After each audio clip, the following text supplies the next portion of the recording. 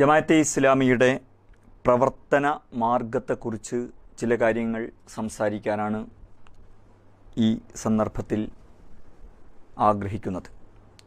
ജമാഅത്തെ ഇസ്ലാമിയുടെ ഭരണഘടന അതിൻ്റെ 5-ാം ഖണ്ഡികയിലാണ് പ്രവർത്തന മാർഗത്തെക്കുറിച്ച് പറയുന്നത്. അതിനകത്ത് 3 ഭാഗങ്ങളിലായാണ് ഈ കാര്യം ഭരണഘടന വിശദീകരിക്കുന്നത്. അതിൻ്റെ ആകസാരം ഇതാണ്. ഒന്നാമത്തത്, ജമാഅത്തെ ഇസ്ലാമിയുടെ പ്രവർത്തന മാർഗത്തിൻ്റെ റഫറൻസ്, അതിൻ്റെ മാനദണ്ഡം ഒന്നാമതായി ഖുർആനും സുന്നത്തുമായിരിക്കും. അള്ളാഹുവിൻ്റെ അരുളപ്പാടുകളും ഖുർആനും പ്രവാചകൻ്റെ ചര്യയും പാഠങ്ങളുമായിരിക്കും.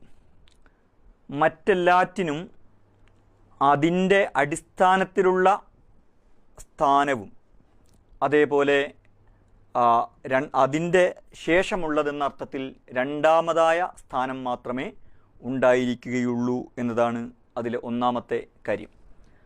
രണ്ടാമത്തത്, ജമാഅത്തെ ഇസ്ലാമി അതിൻ്റെ പ്രവർത്തന രംഗത്ത് നാട്ടിൽ കുഴപ്പങ്ങൾ ഉണ്ടാക്കുന്നതോ വർഗസംഘട്ടനമുണ്ടാക്കുന്നതോ വർഗീയ വിദ്വേഷം സൃഷ്ടിക്കുന്നതോ ആയ ഒരു പ്രവർത്തനങ്ങളിലും ഏർപ്പെടുന്നതല്ല എന്നതാണ് രണ്ടാമത്തെ കാര്യം.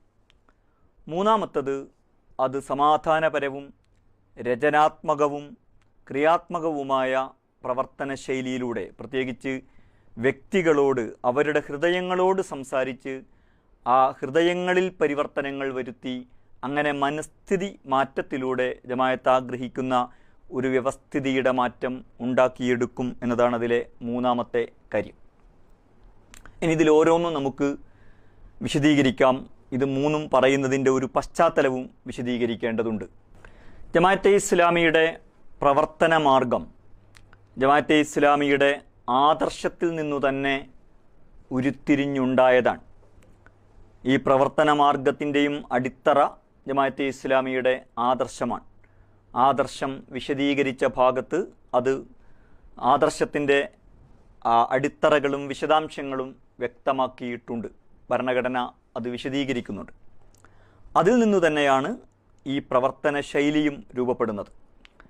ഖുർആനും സുന്നത്തുമാണ് ജമാഅത്തെ ഇസ്ലാമിയുടെ പ്രവർത്തന മാർഗത്തിൻ്റെ ഒന്നാമത്തെയും ഏറ്റവും പ്രധാനപ്പെട്ടതുമായ റഫറൻസ് എന്ന് പറയുന്നതിലൂടെയും, അതേപോലെ മറ്റെല്ലാറ്റിനും ഖുർആനിനും സുന്നത്തിനും എതിരാകാത്തിടത്തോളം മാത്രമേ അത് പരിഗണനാർഹമാവുകയുള്ളൂ എന്നും അതിന് ഖുർആനിനും സുന്നത്തിനും ശേഷമുള്ള പദവി മാത്രമേ ഉണ്ടാവുകയുള്ളൂ എന്നും വ്യക്തമാക്കുന്നതിലൂടെ ജമാഅത്തെ ഇസ്ലാമി ഏതോ ഒരാളുടെ ചിന്താ പദ്ധതിയിൽ നിന്ന്, അല്ലെങ്കിൽ അങ്ങനെ ഒരു പദ്ധതിയായി രൂപപ്പെട്ടതാണ് എന്ന ആരോപണത്തിനുള്ള ഏറ്റവും നല്ല മറുപടി കൂടിയാണ് പ്രവർത്തന മാർഗത്തിൽ ഭരണഘടന വിശദീകരിക്കുന്ന ഈ കാര്യം.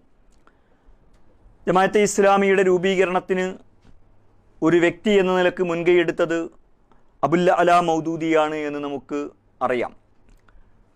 പക്ഷേ ജമാഅത്തെ ഇസ്ലാമി അതിൻ്റെ ആശയങ്ങളെയും പ്രവർത്തന മാർഗങ്ങളെയും സ്വീകരിക്കുന്നതും അതേപോലെ അത് ശരിയാണോ തെറ്റാണോ എന്ന് മാറ്റുരച്ചു നോക്കുന്നതും ഖുർആനിനോടും സുന്നത്തിനോടുമാണ്.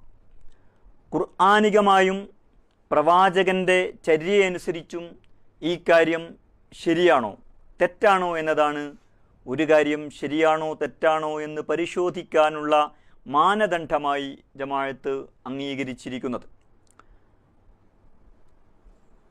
മൗദൂദ് സാഹിബും ജമാഅത്തും തമ്മിലുള്ള ബന്ധത്തെക്കുറിച്ച് പറയുന്നിടത്ത് ജമാഅത്തെ ഇസ്ലാമി ലക്ഷ്യം മാർഗം എന്ന പുസ്തകത്തിൽ ഇന്ത്യൻ ജമാഅത്തെ ഇസ്ലാമിയുടെ സ്വതന്ത്ര ഇന്ത്യയിൽ പുനഃസംഘടിപ്പിക്കപ്പെട്ട ജമാഅത്തെ ഇസ്ലാമിയുടെ ആദ്യത്തെ അമീറായിരുന്ന മൗലാന അബുല്ലൈസ് ഇസ്ലാഹി നദ്വി സാഹിബ് പറയുന്നൊരു കാര്യമുണ്ട്. ഈ ഖുർആനിൻ്റെയും സുന്നത്തിൻ്റെയും അടിത്തറയിൽ നിന്നുകൊണ്ട് പൂർവ പണ്ഡിതന്മാരെയും സ്വഹാബികളെ അടക്കം നിരൂപണത്തിന് വിധേയനാക്കിയ ഒരു വലിയ പണ്ഡിതനും ചിന്തകനും എഴുത്തുകാരനുമാണ് അബുൽ അലാ മൗദൂദി. കാരണം അദ്ദേഹത്തിന് സഹാബത്തിനെ അത്തരം വിശകലനങ്ങൾക്ക് വിധേയമാക്കുന്നത് സ്വഹാബികളോടുള്ള ആദരവിന് ഇടിവ് സംഭവിക്കും എന്ന് അദ്ദേഹം കരുതുന്നില്ല. അതോടൊപ്പം തന്നെ സഹാബികൾക്ക് ഖുർആനും സുന്നത്തും കൽപ്പിച്ചു നൽകുന്ന എല്ലാ ആദരവും ബഹുമാനവും ഇസ്ലാമിക സംസ്കാരത്തിൽ അവർക്കുള്ള സവിശേഷമായ സ്ഥാനവും എല്ലാം അംഗീകരിച്ചുകൊണ്ട് തന്നെയാണ് അതിൻ്റെ തന്നെ ഭാഗമായ അവരെക്കുറിച്ചുള്ള മാന്യമായ നിരൂപണങ്ങൾ മൗദൂദി നടത്തുന്നത്. ഇത് പറഞ്ഞുകൊണ്ട് അബുല്ലൈസ് ഇസ്ലാഹി നദ്വി സാഹിബ് പറയുന്നൊരു കാര്യമുണ്ട്. ഇത് നടത്തിയ അബുൽ മൗദൂദിയെ വിമർശിക്കാൻ പാടില്ല എന്ന് അദ്ദേഹം പറഞ്ഞിരുന്നു, അല്ലെങ്കിൽ അദ്ദേഹം അങ്ങനെ കരുതിയിരുന്നു എന്ന് പറയുന്നത് എന്തുമാത്രം അസംബന്ധമാണ്. പക്ഷെ ഇതിൻ്റെ മർമ്മം എന്താണെന്ന് ചോദിച്ചാൽ, ഈ വിമർശനത്തിൻ്റെ മാനദണ്ഡമാകേണ്ടത് ഖുർആനും സുന്നത്തുമാണ് എന്നതാണ് ജമാഅത്തെ ഇസ്ലാമി ഭരണഘടന അതിൻ്റെ പ്രവർത്തന മാർഗമായിട്ട് മുന്നോട്ട് വെക്കുന്നത്. രണ്ടാമത്തത്, ഈ പ്രവർത്തന മാർഗത്തിലെ മറ്റു രണ്ട് ഭാഗങ്ങളുടെ ഒരു പശ്ചാത്തലം എന്ന് പറയുന്നത് രണ്ട് കാര്യങ്ങളാണ്. ഒന്ന്, വിശുദ്ധ ഖുർആൻ പറയുന്ന ഫസാദുൻ ഫിൽ അർള് എന്ന ഒരു കാഴ്ചപ്പാടുണ്ട്. ഭൂമിയിൽ കുഴപ്പമുണ്ടാക്കുക. നമ്മൾ ഇന്ന് മനസ്സിലാക്കുന്നത് പോലെ വളരെ ലഘുവായ അർത്ഥത്തിലല്ല വിശുദ്ധ ഖുർആൻ ആ പ്രയോഗം നടത്തിയിട്ടുള്ളത്. മറിച്ച് വലിയ സാമ്രാജ്യ ശക്തിയായിരുന്ന ഫിർഔനെ കുറിച്ച്, ഫിർഔനിൻ്റെ സാമൂഹിക വിരുദ്ധമായ ജനവിരുദ്ധമായ ചെയ്തികളെക്കുറിച്ച് പറഞ്ഞത് അത് ഫസാദുൻ ഫിൽ അർള്, ഭൂമിയിൽ കുഴപ്പമുണ്ടാക്കലാണ് എന്നായിരുന്നു. പലതരത്തിലുള്ള സാമൂഹികമായ അതിക്രമങ്ങളെയും തിന്മകളെയും കുറിച്ച് ഖുർആൻ പറയുന്നത് ഫസാദുൻ ഫിൽ അർള് അല്ലെങ്കിൽ യുഫ്സിദൂന ഫിൽ അർള് എന്നൊക്കെയാണ്. അപ്പോൾ ഇങ്ങനെയുള്ള വിശുദ്ധ ഖുർആൻ അല്ലെങ്കിൽ ഇസ്ലാം അങ്ങേയറ്റം വെറുക്കുന്ന, എതിർപ്പ് പ്രകടിപ്പിക്കുന്ന, ഭൂമിയിൽ ഉണ്ടാകരുതെന്ന് ആഗ്രഹിക്കുന്ന, ഉണ്ടാവുന്ന സമയങ്ങളിലെല്ലാം അതിനെ ഇല്ലാതാക്കാൻ പരിശ്രമിക്കുന്ന ഭൂമിയിലെ അന്യായങ്ങൾ, കുഴപ്പങ്ങൾ, ഇത്തരം കാര്യങ്ങളിൽ നിന്ന് ഒരു ഇസ്ലാമിക പ്രസ്ഥാനം എന്ന നിലക്ക് ജമാഅത്തെ ഇസ്ലാമി ഉറപ്പായിട്ടും വിട്ടുനിൽക്കും എന്നതാണ് ഈ പ്രവർത്തന മാർഗങ്ങളുടെ ഒരു പശ്ചാത്തലം എന്ന് പറയുന്നത്. മറ്റൊന്ന്, ജമാഅത്തെ ഇസ്ലാമി രൂപീകരിക്കപ്പെടുന്ന കാലത്ത് ലോകത്ത് വളരെ ശക്തമായിരുന്ന ഒരാശയവും പ്രത്യയശാസ്ത്രവും ആയിരുന്നു കമ്മ്യൂണിസം എന്ന് പറയുന്നത്. കമ്മ്യൂണിസം പ്രത്യക്ഷത്തിലെങ്കിലും അതിമഹത്തായ ചില ആശയങ്ങളും സ്വപ്നങ്ങളുമാണ് മുന്നോട്ട് വെച്ചത്. ഒരർത്ഥത്തിൽ മാനവികതയെക്കുറിച്ച അതിമഹത്തായ ഒരു സ്വപ്നം തന്നെയാണത്. പക്ഷേ ആ സ്വപ്നത്തിൻ്റെ സാക്ഷാത്കാരത്തിന് വേണ്ടി അങ്ങേയറ്റം മനുഷ്യവിരുദ്ധമായ മാർഗമാണ് അവർ സ്വീകരിച്ചത്. ലക്ഷ്യം മാർഗത്തെ സാധൂകരിക്കും എന്നതാണ് മാർക്സിസത്തിൻ്റെ കാഴ്ചപ്പാട്. ഫാദർ പോൾ തേലക്കാട് ഇതിനെക്കുറിച്ച് പറയുന്നുണ്ട്. മാർക്സിസത്തിൻ്റെ സ്പിരിറ്റ്, അതിൻ്റെ ആശയം എന്ന് പറയുന്നത് ഒരു പ്രൊഫറ്റിക് സ്പിരിറ്റാണ്. എല്ലാ പ്രവാചകന്മാരും മുന്നോട്ട് വെച്ച അടിച്ചമർത്തപ്പെട്ട മനുഷ്യരുടെ വിമോചനമെന്ന് പറയുന്ന ഒരു അന്തസ്സത്തെയാണ് യഥാർത്ഥത്തിൽ മാർക്സും മുന്നോട്ട് വെച്ചത്. ജൂത ക്രൈസ്തവ ട്രഡീഷനിൽ നിന്ന് വരുന്ന, ആ പാരമ്പര്യത്തിൽ നിന്ന് വരുന്ന, അതിനെക്കുറിച്ച് നല്ല പിടിപാടുണ്ടായിരുന്ന മാർക്സ് ആ പാരമ്പര്യത്തിൽ നിന്നു തന്നെയാണ് ഈ അടിച്ചമർത്തപ്പെട്ടവൻ്റെ വിമോചനം എന്ന ആശയം സ്വീകരിച്ചത് എന്ന് ധാരാളമായിട്ട് നിരീക്ഷിക്കപ്പെട്ടിട്ടുണ്ട്. പക്ഷെ അത് ഫാദർ പോൾ തേലക്കാട് പറയുന്നത് ആ മഹത്തായ, വേറൊരർത്ഥത്തിൽ റിലീജിയസായ, ഡിവൈനായ ആ സ്വപ്നത്തിൻ്റെ സാഫല്യത്തിനും സാക്ഷാത്കാരത്തിനും വേണ്ടി മാർക്സ് കണ്ട വഴി അങ്ങേയറ്റം ഭൗതികമായിരുന്നു. തേലക്കാട് ഇത്ര കൂടി പറയുന്നു, യൂറോപ്പിൻ്റെ പൊതുരാഷ്ട്രീയത്തെ ഏറ്റവും സ്വാധീനിച്ച മാക്കിയവല്ലിയുടെ രാഷ്ട്രീയ കുതന്ത്രങ്ങൾ അല്ലെങ്കിൽ രാഷ്ട്രീയ ലക്ഷ്യങ്ങൾക്ക് വേണ്ടി ഏത് മാർഗവും സ്വീകരിക്കാം, അത് സാധുവാണ് എന്ന കാഴ്ചപ്പാട് തന്നെയാണ് അക്കാര്യത്തിൽ മാർക്സും സ്വീകരിച്ചത് എന്ന് അദ്ദേഹം പറയുന്നുണ്ട്. മാർക്സത്തിൽ ഒരു കാര്യം എപ്പോഴാണ് ധാർമ്മികമാവുന്നത്, എപ്പോഴാണ് അധാർമികമാവുന്നത് എന്ന് ചോദിച്ചാൽ, വർഗരഹിത സമൂഹത്തിൻ്റെ നിർമ്മാണത്തിന് ഉപകരിക്കുന്നതെല്ലാം ധാർമ്മികവും അതിനുപകരിക്കാത്തത് അല്ലെങ്കിൽ അതിനെതിരാവുന്നതെല്ലാം അധാർമികവുമാണ്. അതുകൊണ്ട് തന്നെ ഈ മഹത്തായ സ്വപ്നത്തിൻ്റെ പേരിൽ ഒരുപാട് സംഘട്ടനങ്ങളും രക്തച്ചൊരിച്ചിലുകളും ലോകത്ത് ഉണ്ടാവുന്നു, ഉണ്ടായിട്ടുണ്ട്, ഇപ്പോഴും ഉണ്ടായിക്കൊണ്ടിരിക്കുന്നു. മാർക്സിസത്തിൻ്റെ പ്രഭാവമുള്ള കാലത്ത് അത് ധാരാളമായിട്ട് കൂടുതലായിട്ട് ഉണ്ടായിട്ടുണ്ട്. മറ്റൊന്ന്, പലതരത്തിലുള്ള സംഘർഷങ്ങളിലൂടെയാണ് മനുഷ്യ ചരിത്രം തന്നെ മുന്നോട്ട് പോകുന്നത് എന്നതാണ് മാർക്സം മുന്നോട്ട് വെച്ച ഒരു കാഴ്ചപ്പാട്. ചരിത്രം എന്ന് പറയുന്നത് history is the struggle between have and have not, ഉള്ളവനും ഇല്ലാത്തവനും തമ്മിലുള്ള വർഗ സംഘട്ടനത്തിൻ്റെ കഥയാണ് ചരിത്രമെന്ന് ചരിത്രത്തിൻ്റെ ആകസാരമായിട്ട് അല്ലെങ്കിൽ ചരിത്രത്തിൻ്റെ പൊതുവായ ചലന നിയമമായിട്ട് കാൾ മാർക്സ് പറയുന്നുണ്ട്. ഇങ്ങനെ വൈരുദ്ധ്യങ്ങൾ തമ്മിലുള്ള സംഘട്ടനത്തിലൂടെയാണ് ചരിത്രം പുരോഗമിക്കുന്നത്. നേരത്തെ ആശയങ്ങളുടെ തലത്തിൽ ഹെഗൽ മുന്നോട്ട് വെച്ചതും പിന്നീട് കുറെ കൂടി ഭൗതികമായ തലത്തിലേക്ക് മാർക്സ് വികസിപ്പിക്കുകയും ചെയ്ത ഈ കാഴ്ചപ്പാട് ലോകത്ത്, പ്രത്യേകിച്ച് ഈ ഒരു ജമാഅത്തെ ഇസ്ലാമിയുടെ ഭരണഘടന രൂപീകരിക്കപ്പെടുന്ന ഘട്ടത്തിൽ വളരെ ശക്തവും പ്രബലവുമായിരുന്നു. ഇത്തരം രീതികൾ ലോകത്ത് സംഘട്ടനങ്ങളും സംഘർഷങ്ങളും ഉണ്ടാക്കുന്ന രീതി ഈ സംഘടന, ഈ ജമാഅത്ത് സ്വീകരിക്കുകയില്ല.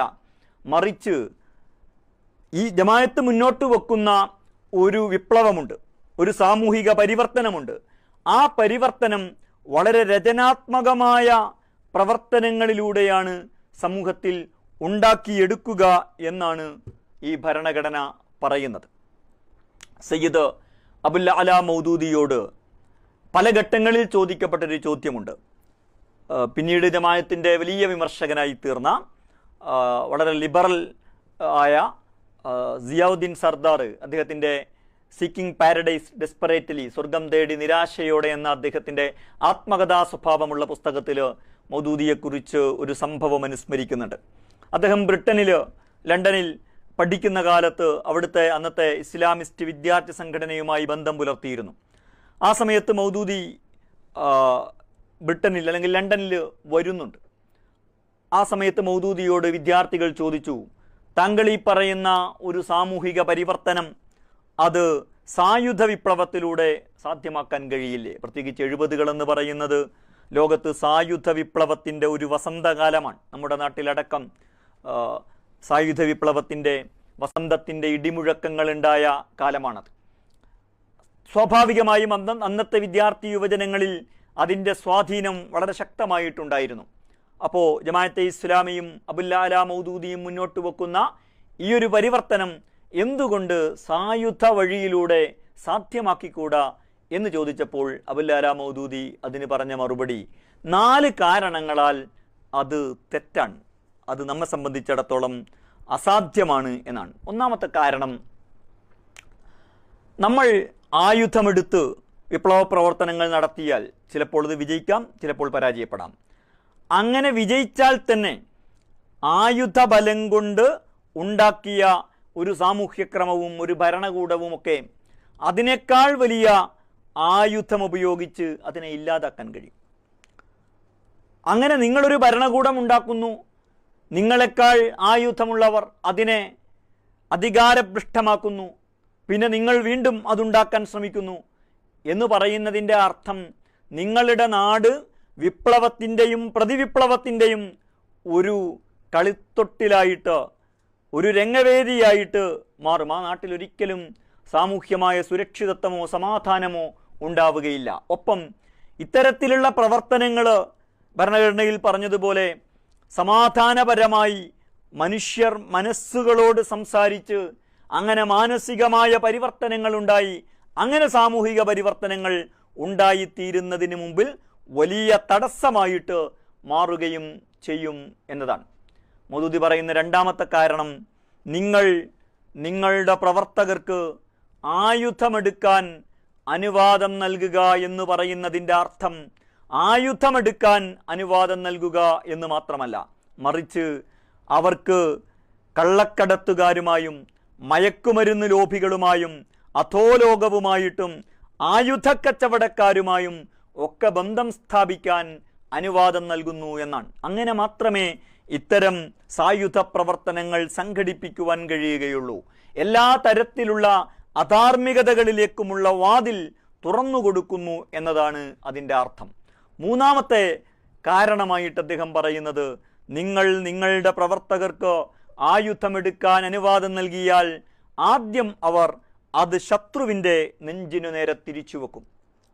പിന്നീട് അവർ സ്വന്തം പാർട്ടിയിലെ തന്നെ വ്യത്യസ്താഭിപ്രായങ്ങൾ വെച്ച് പുലർത്തുന്നവർക്ക് നേരെ അത് തിരിച്ചു വെക്കും. അങ്ങനെ സംഘടനക്കകത്തു തന്നെ ഉന്മൂലനങ്ങൾ നടക്കും എന്ന് മൗദൂദി പറയുന്നുണ്ട്. ഒരുപക്ഷെ അബുല്ലാല മൗദൂദി ഇങ്ങനെ ഒരു നിരീക്ഷണം നടത്തുന്ന കാലത്ത് അത് മനസ്സിലാക്കാൻ കഴിയുന്നതിനേക്കാൾ വലിയ അളവിൽ ഇന്നത് മനസ്സിലാക്കുവാൻ കഴിയും. കാരണം ലോകത്ത് ഇത്തരത്തിലുള്ള മിലിറ്ററി മൂവ്മെൻറ്റുകൾ, കമ്മ്യൂണിസ്റ്റ് പാർട്ടികൾ ഉൾപ്പെടെയുള്ള മിലിറ്ററി മൂവ്മെൻറ്റുകളിൽ എന്താണ് സംഭവിച്ചത് എന്ന് പരിശോധിച്ചാൽ അവരുടെ വലിയ നേതാക്കൾ തന്നെ സംഘടനാ നേതൃത്വത്താലും അതിൻ്റെ സായുധ പ്രവർത്തനങ്ങളാലും ഉന്മൂലനം ചെയ്യപ്പെട്ടത് നമുക്ക് കാണുവാൻ സാധിക്കും. അപ്പോൾ മനുഷ്യരോട് ഇതൊരാശയമാണ്.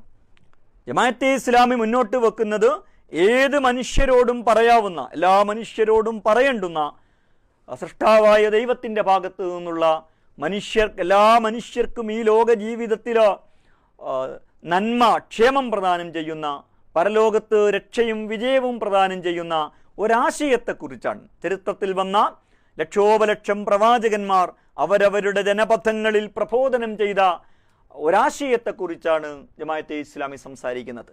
ഈ ആശയത്തെ കുറിച്ച് ജനങ്ങളോട് സംസാരിക്കുകയും ആശയത്തെ വ്യക്തിപരമായും സാമൂഹികമായും രാഷ്ട്രീയമായും ഒക്കെ ആവിഷ്കരിക്കുകയും അത്തരം സംഘടിതമായ പ്രവർത്തനങ്ങൾ നടത്തുകയും ചെയ്യുന്നതിലൂടെ ജനങ്ങളോട് ആശയവിനിമയം നടത്തുക, അവരുമായി സംവേദനത്തിലേർപ്പെടുക എന്നതാണ് ജമാഅത്തെ ഇസ്ലാമിയുടെ പ്രവർത്തന മാർഗം എന്ന് പറയുന്നത്. അതുകൊണ്ട് തന്നെ അക്രമപ്രവർത്തനങ്ങൾ, അട്ടിമറി പ്രവർത്തനങ്ങൾ, ഇതൊന്നും ഒരിക്കലും, ഇത്തരം വഴികൾ ഒരിക്കലും ജമാഅത്തെ ഇസ്ലാമി സ്വീകരിക്കുന്നില്ല. പലപ്പോഴും ആളുകൾ ധരിക്കാറുള്ളത് ജമാഅത്തെ ഇസ്ലാമി അല്ലെങ്കിൽ ലോക ഇസ്ലാമിക പ്രസ്ഥാനങ്ങൾ തന്നെ ഇത്തരം വഴികൾ സ്വീകരിക്കാത്തത് അവർക്ക് ഭൂരിപക്ഷമില്ലാത്ത സമൂഹത്തിൽ ജീവിക്കുന്നത് കൊണ്ടോ അല്ലെങ്കിൽ അതിനുള്ള ഒരു പാങ്ങില്ലാത്തത് കൊണ്ടോ ഒക്കെ ഒരു സ്ട്രാറ്റജി, ഒരു അടവെന്ന നിലക്ക് അവരങ്ങനെ സ്വീകരിക്കുകയാണ് എന്നതാണ്. യഥാർത്ഥത്തിൽ അത് അങ്ങനെയല്ല. മറിച്ച് അതിൻ്റെ ഭരണഘടനയിൽ തന്നെ അതിൻ്റെ ആദർശം പോലെ, അതിൻ്റെ ലക്ഷ്യം പോലെ അടിസ്ഥാനകാര്യമായി രേഖപ്പെടുത്തിയ അതിൻ്റെ പ്രവർത്തന മാർഗത്തിലെ അതിൻ്റെ വളരെ പ്രധാനപ്പെട്ട താല്പര്യമാണ് രചനാത്മകമായ രീതിയിൽ മാത്രമേ അത് പ്രവർത്തിക്കുകയുള്ളൂ, സംഹാരാത്മകമായ രീതിയിൽ പ്രവർത്തിക്കുകയില്ല എന്നത്. അപ്പോൾ എങ്ങനെയാണൊരു സമൂഹത്തിൽ പരിവർത്തനങ്ങളും പരിഷ്കരണങ്ങളും ഉണ്ടാവുക? ഏതൊരു സമൂഹത്തിനും നന്മയും തിന്മയും ഉണ്ടാവും. ആ സമൂഹത്തിൻ്റെ നന്മയെ ശക്തിപ്പെടുത്തി അതിനെ വർദ്ധിപ്പിച്ച് അതിൻ്റെ തിന്മയെ കുറച്ചു കൊണ്ടുവന്ന് അങ്ങനെയാണ് ആ സമൂഹത്തിൽ പരിവർത്തനങ്ങൾ ഉണ്ടാക്കുക. അതിൻ്റെ അർത്ഥം എന്താണ്?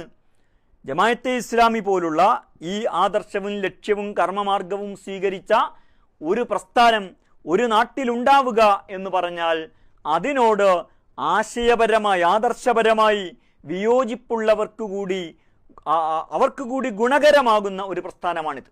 ആശയപരമായി മനുഷ്യർ പലതരത്തിലാണ്, മനുഷ്യർക്കിടയിൽ പലതരത്തിലുള്ള ഭിന്നതകൾ ഉണ്ടാവും. പക്ഷെ അങ്ങനെ ഭിന്നതകൾ നിലനിൽക്കുമ്പോഴും തങ്ങളുടെ ആശയത്തിൽ നിന്നുകൊണ്ട് നിലനിൽക്കുന്ന സമൂഹത്തിൽ രചനാത്മകമായി, പോസിറ്റീവായി, കൺസ്ട്രക്റ്റീവായി, ഒട്ടും ഡിസ്ട്രക്റ്റീവായി അല്ലാതെ മാത്രമേ ഇടപെടുകയുള്ളൂ എന്ന് തീരുമാനിക്കുന്ന ഒരു വിഭാഗം ആ സമൂഹത്തിന് എന്തായാലും ഗുണപരമായിട്ടാണ് വർത്തിക്കുക.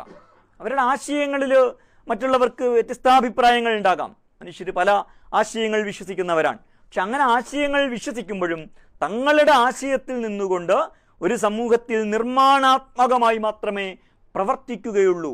നാട്ടിൽ കുഴപ്പങ്ങൾ ഉണ്ടാക്കുക, സംഘർഷങ്ങൾ ഉണ്ടാക്കുക, സമൂഹത്തിലെ പലതരത്തിലുള്ള വൈരുദ്ധ്യങ്ങളെ മൂർച്ഛിപ്പിക്കുക, അത് തമ്മിലുള്ള സംഘട്ടനങ്ങൾക്ക് നിമിത്തമാവുക, അതിന് വേദിയൊരുക്കുക, അത് സംഘടിപ്പിക്കുക എന്നതൊന്നും തങ്ങളുടെ ലക്ഷ്യമല്ല. അങ്ങനെ പ്രവർത്തിക്കരുത് എന്ന് മാത്രമല്ല, പരമാവധി രചനാത്മകമായി, നിർമ്മാണാത്മകമായി ഒരു പ്രവർത്തനം നടത്തുമ്പോൾ സ്വയം പ്രവർത്തിക്കുക മാത്രമല്ല, അതിലൂടെ പലതരത്തിലുള്ള ഗുണപരമായ കാര്യങ്ങൾ സമൂഹത്തിൽ ഉണ്ടാകണം എന്ന് നിഷ്കർഷിക്കുന്ന ഒരു പ്രസ്ഥാനമാണ് ജമാഅത്തെ ഇസ്ലാമി എന്ന് കാണാൻ കഴിയും.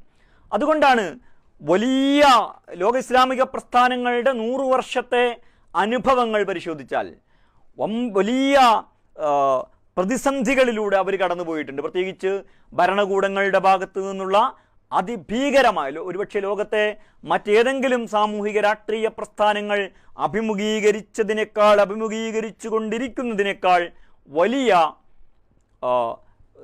ഭരണകൂട അടിച്ചമർത്തലുകളിലൂടെയും അതിക്രമങ്ങളിലൂടെയും ഈ പ്രസ്ഥാനങ്ങൾ കടന്നുപോയിട്ടും അവർ അണ്ടർഗ്രൗണ്ട് രീതികളോ മിലിറ്ററി രീതികളോ സ്വീകരിക്കാതിരിക്കുന്നതിൻ്റെ കാരണം ഈ പ്രസ്ഥാനങ്ങളെല്ലാം പുലർത്തുന്ന കർമ്മമാർഗത്തിലുള്ള ഈ നിഷ്ഠയാണ്, നിഷ്കർഷയാണ് എന്ന് കാണാൻ കഴിയും. അതിമൃഗീയമായി ചില ലോക ഇസ്ലാമിക പ്രസ്ഥാനങ്ങളുടെ ചില നേതാക്കൾ പറയാറുണ്ട്, ഭരണകൂടം ഞങ്ങളെ അടിച്ചമർത്തുന്നത് തന്നെ, കൂട്ടക്കൊലകൾ നടത്തുന്നത് തന്നെ, ഇപ്പോൾ ഈജിപ്തിൽ അറബ് വസന്തത്തിന് ശേഷം വന്ന ഭരണകൂടത്തെ അട്ടിമറിച്ച് പിന്നീട് അവിടെ വന്ന ഭരണകൂടം തുടർന്നുള്ള ജനകീയ ചെറുത്തുനിൽപ്പുകൾക്ക്, ജനകീയ പ്രക്ഷോഭങ്ങൾക്ക് നേതൃത്വം നൽകിയ അവിടെയുള്ള ഇസ്ലാമിക പ്രവർത്തകരെ വളരെ ഭീകരമായി അടിച്ചമർത്തുകയും കൂട്ടക്കൊലകൾ നടത്തുകയും ചെയ്തപ്പോൾ അതിനെക്കുറിച്ച് അവിടെയുള്ള ഇസ്ലാമിക പ്രസ്ഥാന നേതാക്കൾ പറയുന്നുണ്ട്, ഞങ്ങളെ കൊന്നു തീർക്കുക എന്നതല്ല ഇതിൻ്റെ ലക്ഷ്യം, സാധ്യമല്ല. ഇത്രയും വലിയ ജനകീയ അടിത്തറയുള്ള ഒരു പ്രസ്ഥാനത്തെ അതിൻ്റെ നേതാക്കളെയോ പ്രവർത്തകരെയോ കൊന്നു തീർക്കുക എന്നതൊരിക്കലും സാധ്യമല്ല. പക്ഷേ ഞങ്ങളെ വലിയ അക്രമങ്ങൾക്ക് വിധേയമാക്കി അണ്ടർഗ്രൗണ്ടിലേക്ക് കൊണ്ടുപോവുക എന്നതാണ് അവർ ലക്ഷ്യം വെക്കുന്നത്.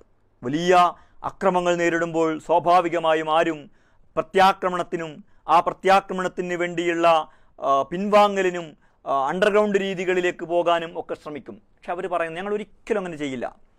ഞങ്ങൾ പ്രവർത്തിക്കുമ്പോഴും മരിച്ചു വീഴുമ്പോഴും ജനമധ്യത്തിൽ പ്രവർത്തിക്കുകയും മരിച്ചു വീഴുകയും ചെയ്യും.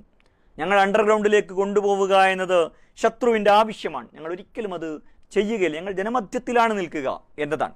അപ്പോൾ ഇത്രയും വലിയ പ്രകോപനങ്ങളും പ്രതികൂലാവസ്ഥകളും ഉണ്ടായിട്ടും ലോക ഇസ്ലാമിക പ്രസ്ഥാനങ്ങൾ ഏകദേശം കഴിഞ്ഞൊരു നൂറ്റാണ്ട് കാലം ഇതേ ഒരു ധാർമ്മിക നിഷ്ഠയിൽ പ്രവർത്തിക്കുന്നതിൻ്റെ കാരണം അവർ ഈ ഒരു കർമ്മമാർഗത്തെ, ഖുർആനിൽ നിന്നും സുന്നത്തിൽ നിന്നും രൂപം കൊണ്ടിട്ടുള്ള കർമ്മമാർഗത്തെ പിന്തുടരുന്നു എന്നതാണ്. ഇത് പറ്റാഞ്ഞിട്ട് പിരിഞ്ഞുപോയ വ്യക്തികളും ഗ്രൂപ്പുകളുമൊക്കെ ഇസ്ലാമിക പ്രസ്ഥാനങ്ങളുടെ ചരിത്രത്തിലുണ്ട്. അവർ പലതരത്തിലുള്ള സായുധ അട്ടിമറി പ്രവർത്തനങ്ങളിലേക്ക് പ്രവേശിക്കുകയും അതിൽ മുന്നോട്ട് പോവുകയും ചിലർ അത് പ്രായോഗികമായും ആശയപരമായും തെറ്റാണെന്ന് മനസ്സിലാക്കി അതുപേക്ഷിക്കുകയും ഒക്കെ ചെയ്ത അനുഭവങ്ങൾ ലോക ഇസ്ലാമിക പ്രസ്ഥാനങ്ങളുടെ ചരിത്രത്തിൽ നമുക്ക് കാണുവാൻ സാധിക്കും. അപ്പോൾ ഒരു സമൂഹത്തിലോ നമ്മളൊരു ആശയത്തെ അവതരിപ്പിക്കുകയാണ്, ഒരാശയത്തിൽ നിന്നുകൊണ്ട് പ്രവർത്തിക്കുകയാണ്. അത് ആ സമൂഹം അത് സ്വീകരിച്ചാലും ഇല്ലെങ്കിലും അത് അവരുടെ കാര്യമാണ്. പക്ഷേ നമ്മുടെ പ്രവർത്തനം സമൂഹത്തിന് പൊതുവിൽ ഗുണകരമായിട്ട് മാറണം. ഇതാണ് ഈ പറയുന്നതിൻ്റെ ഒരു അർത്ഥം. എപ്പോഴാണിത് ഗുണകരമായിട്ട് മാറുക? വളരെ രചനാത്മകമായ ശൈലി സ്വീകരിക്കുമ്പോൾ അത് സമൂഹത്തിന് ഗുണകരമായിട്ട് മാറും. അതുകൊണ്ടാണ് കഴിഞ്ഞ 10-70 വർഷമായിട്ട് ഇന്ത്യയിൽ പ്രവർത്തിക്കുന്ന ജമാഅത്തെ ഇസ്ലാമിയെക്കുറിച്ച്, അല്ലെങ്കിൽ ലോകത്തിൻ്റെ പല ഭാഗങ്ങളിൽ പ്രവർത്തിക്കുന്ന ഇസ്ലാമിക പ്രസ്ഥാനങ്ങളെക്കുറിച്ച് മറ്റ് പുറത്തു നിന്നുള്ള അധിനിവേശം ഉള്ളതല്ലാത്ത നാടുകളെ സംബന്ധിച്ചിടത്തോളം, അധിനിവേശം നടന്ന നാടുകളിൽ അവിടെ സായുധമായ ചെറുത്തുനിൽപ്പുകൾ നടക്കുന്നുണ്ടാവും. അത് ഇസ്ലാമിക കർമ്മശാസ്ത്രപ്രകാരം അനുവാദമുള്ള ഒരു കാര്യമാണ്. ബ്രിട്ടീഷുകാർ ഇന്ത്യ ഭരിക്കുമ്പോഴും പോർച്ചുഗീസുകാരുടെ ഇന്ത്യയിൽ അധിനിവേശ സമയത്തുമൊക്കെ ഇവിടെ നടന്ന സായുധമായ ചെറുത്തുനിൽപ്പുകളുടെയും ഇസ്ലാമികമായ അടിത്തറ എന്ന് പറയുന്നത് അതാണ്. അല്ലാതെ എത്ര മോശമായ തദ്ദേശീയ ഭരണകൂടങ്ങളുള്ള സ്ഥലത്തും അവർ വളരെ സമാധാനപരമായി പ്രവർത്തിക്കുന്നതും അതുകൊണ്ട് തന്നെ ആ പ്രസ്ഥാനങ്ങൾ സസ്റ്റെയിൻ ചെയ്യുന്നതിൻ്റെയും കാരണം അതാണ്. ഈ ഒരു പ്രവർത്തന രീതി വളരെ സുസ്ഥിരതയുള്ളൊരു പ്രവർത്തന രീതിയാണ്. വളരെ ശക്തമായ തിരിച്ചടികൾ നൽകുന്ന പ്രസ്ഥാനങ്ങൾ ചരിത്രത്തിൻ്റെ ചില ഘട്ടങ്ങളിൽ അത്യുജ്വലമായിട്ട് ഉയർന്നു വരികയും ഈയാമ്പാറ്റകൾ പോലെ തകർന്നു പോവുകയും ചെയ്യുന്നത് നമുക്ക് കാണുവാൻ സാധിക്കും. എന്നാൽ ഈ പ്രസ്ഥാനങ്ങൾ ഈ തിരിച്ചടികൾക്കിടയിലെല്ലാം അത് നിലനിൽക്കുന്നു, അതിൻ്റെ ഒരു സുസ്ഥിരത പ്രകടിപ്പിക്കുന്നു എന്നത് ഈ പ്രവർത്തന ശൈലിയുടെ കൂടി പ്രത്യേകതയാണ്. അതുകൊണ്ട് തന്നെയാണ് ഇസ്ലാമിക പ്രസ്ഥാനങ്ങൾക്കെതിരെ അല്ലെങ്കിൽ പ്രസ്ഥാനങ്ങൾക്കെതിരെ അതിൻ്റെ ശത്രുക്കൾക്ക് ഒരിക്കലും അതിൻ്റെ ഏതെങ്കിലും ഒരു പ്രവർത്തനത്തെ മുൻനിർത്തിയിട്ട് അത് അക്രമപ്രസ്ഥാനമാണ് അല്ലെങ്കിൽ തീവ്രവാദ സംഘടനയാണ് എന്നാരോപിക്കാൻ കഴിയാത്തത് കൊണ്ടാണ് അതിൻ്റെ ആശയങ്ങൾ തീവ്രവാദത്തിൻ്റെതാണ് എന്ന് പറയേണ്ടി വരുന്നത്. ആശയങ്ങൾ തീവ്രവാദമാണ് എന്ന് പറയുന്നതിൻ്റെ അർത്ഥം എല്ലാ കാലത്തും നിലനിൽക്കുന്ന തെറ്റായ വ്യവസ്ഥകളെ ചോദ്യം ചെയ്തവരെക്കുറിച്ച് ആ വ്യവസ്ഥയുടെ വക്താക്കൾ പറഞ്ഞത് അവർ തീവ്രവാദികളാണ് എന്നാണ്. പ്രവാചകന്മാരെക്കുറിച്ച്, വിപ്ലവകാരികളെക്കുറിച്ച്, നിലനിൽക്കുന്ന സമൂഹത്തിൻ്റെ അനീതികളെ ചോദ്യം ചെയ്ത എല്ലാവരെക്കുറിച്ചും ചരിത്രത്തിലുടനീളം നിലനിൽക്കുന്ന വ്യവസ്ഥ പറഞ്ഞത്, അവരെ വിളിച്ച പേര് തീവ്രവാദി, അട്ടിമറിക്കാർ, ഭീകരവാദികൾ എന്നതാണ്. അതിലപ്പുറം ആ പറയുന്നതിന് പ്രത്യേകിച്ച് അർത്ഥമൊന്നുമില്ല. മറിച്ച് സമൂഹത്തിന്, വ്യക്തികൾക്ക്, കുടുംബങ്ങൾക്ക്, മനുഷ്യർക്ക് ദോഷകരമാകുന്ന, അവർക്ക് ഹാംഫുൾ ആകുന്ന, അപകടകരമാവുന്ന, അവരുടെ ശരീരത്തിനോ ജീവിതത്തിനോ അപകടകരമാവുന്ന എന്തെങ്കിലും പ്രവർത്തനങ്ങൾ ഇസ്ലാമിക പ്രസ്ഥാനങ്ങൾ നടത്തിയിട്ടില്ല, നടത്തുന്നില്ല.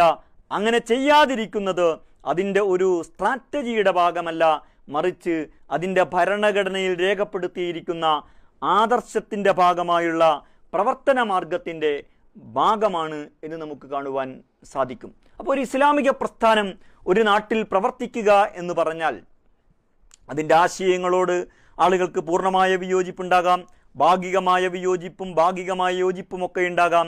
പക്ഷേ സമൂഹം മനസ്സിലാക്കേണ്ടത് അവരവിടെ പ്രവർത്തിക്കുന്നത് ആ സമൂഹത്തിന് ഗുണകരമായിരിക്കും. കാരണം സമൂഹത്തിന് ഗുണകരമായ രീതിയിലേ പ്രവർത്തിക്കാൻ പാടുള്ളൂ എന്ന നിഷ്ഠയുള്ള ഒരു പ്രസ്ഥാനമാണ് ജമാഅത്തെ ഇസ്ലാമി എന്ന് പറയുന്നത്.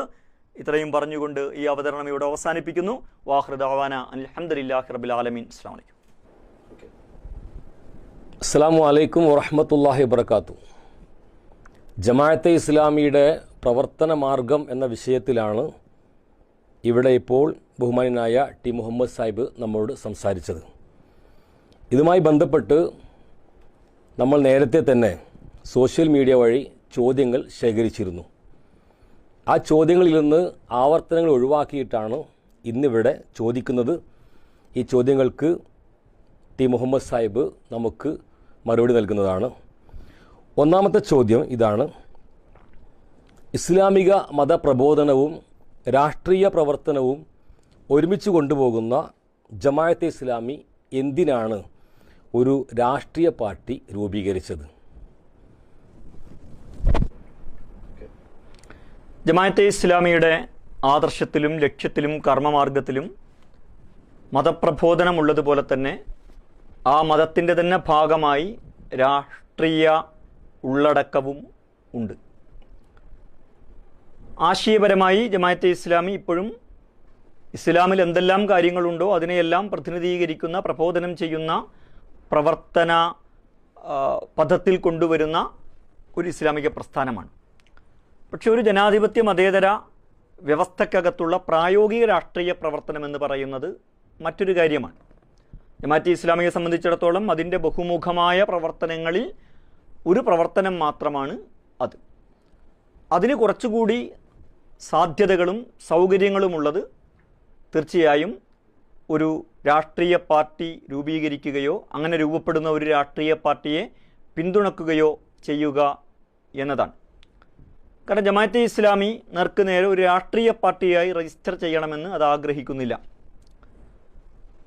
പിന്നെ ജമാഅത്തെ ഇസ്ലാമിയുടെ അജണ്ടയിലുള്ള കാര്യങ്ങൾ നിർവഹിക്കാൻ അതെല്ലാം ജമാഅത്തെ ഇസ്ലാമിയിലൂടെ തന്നെ നിർവഹിക്കണം, ആ സംഘടനാ രൂപത്തിലൂടെ തന്നെ നിർവഹിക്കണം എന്ന ശാഠ്യം ജമാഅത്തെ ഇസ്ലാമിക്ക് നേരത്തെ തന്നെയില്ല. വിദ്യാഭ്യാസ പ്രവർത്തനങ്ങൾ ജമാഅത്തെ ഇസ്ലാമിയുടെ പ്രവർത്തനത്തിലെ പ്രധാനപ്പെട്ട ഒന്നാണ്.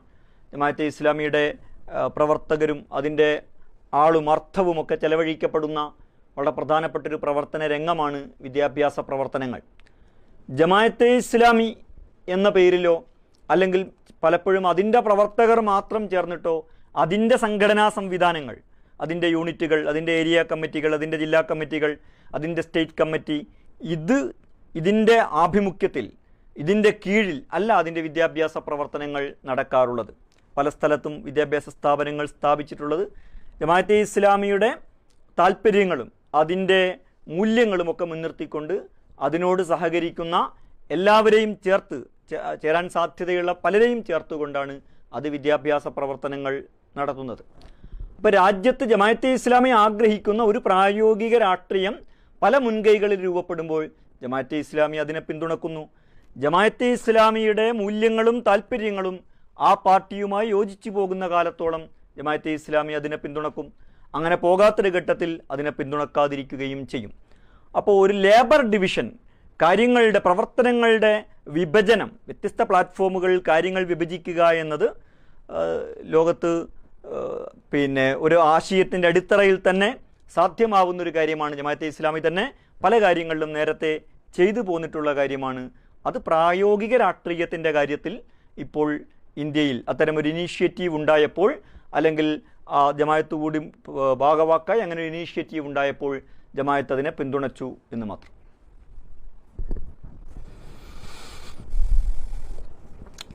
രണ്ടാമത്തെ ചോദ്യം ഇതാണ്: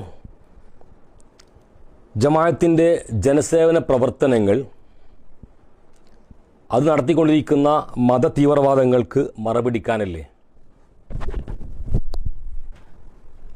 ജമാഅത്തിൻ്റെ തീവ്രവാദത്തോടുള്ള സമീപനം എന്താണ് എന്ന് ജമാഅത്തെ ഇസ്ലാമിയുടെ കർമ്മമാർഗം വിശദീകരിച്ചുകൊണ്ട് നേരത്തെയുള്ള അവതരണത്തിൽ ഞാൻ വ്യക്തമാക്കിയിട്ടുണ്ട്. ജമാഅത്തെ ഇസ്ലാമിയെ സംബന്ധിച്ചിടത്തോളം ഒന്നും കേവലം മറ്റൊന്നിനു വേണ്ടിയല്ല. ജമാഅത്തെ ഇസ്ലാമി ജനസേവന പ്രവർത്തനം നടത്തുന്നത് ജനങ്ങൾക്ക് സേവനം ചെയ്യുക, അത് സ്വയം തന്നെ ഒരു ലക്ഷ്യമാണ്. പലതരം പ്രയാസങ്ങൾ അനുഭവിക്കുന്ന മനുഷ്യരുടെ പ്രയാസങ്ങൾ അകറ്റുക, അത് വിശുദ്ധ ഖുർആനിൻ്റെ വളരെ പ്രധാനപ്പെട്ട ഒരു കൽപ്പനയാണ്.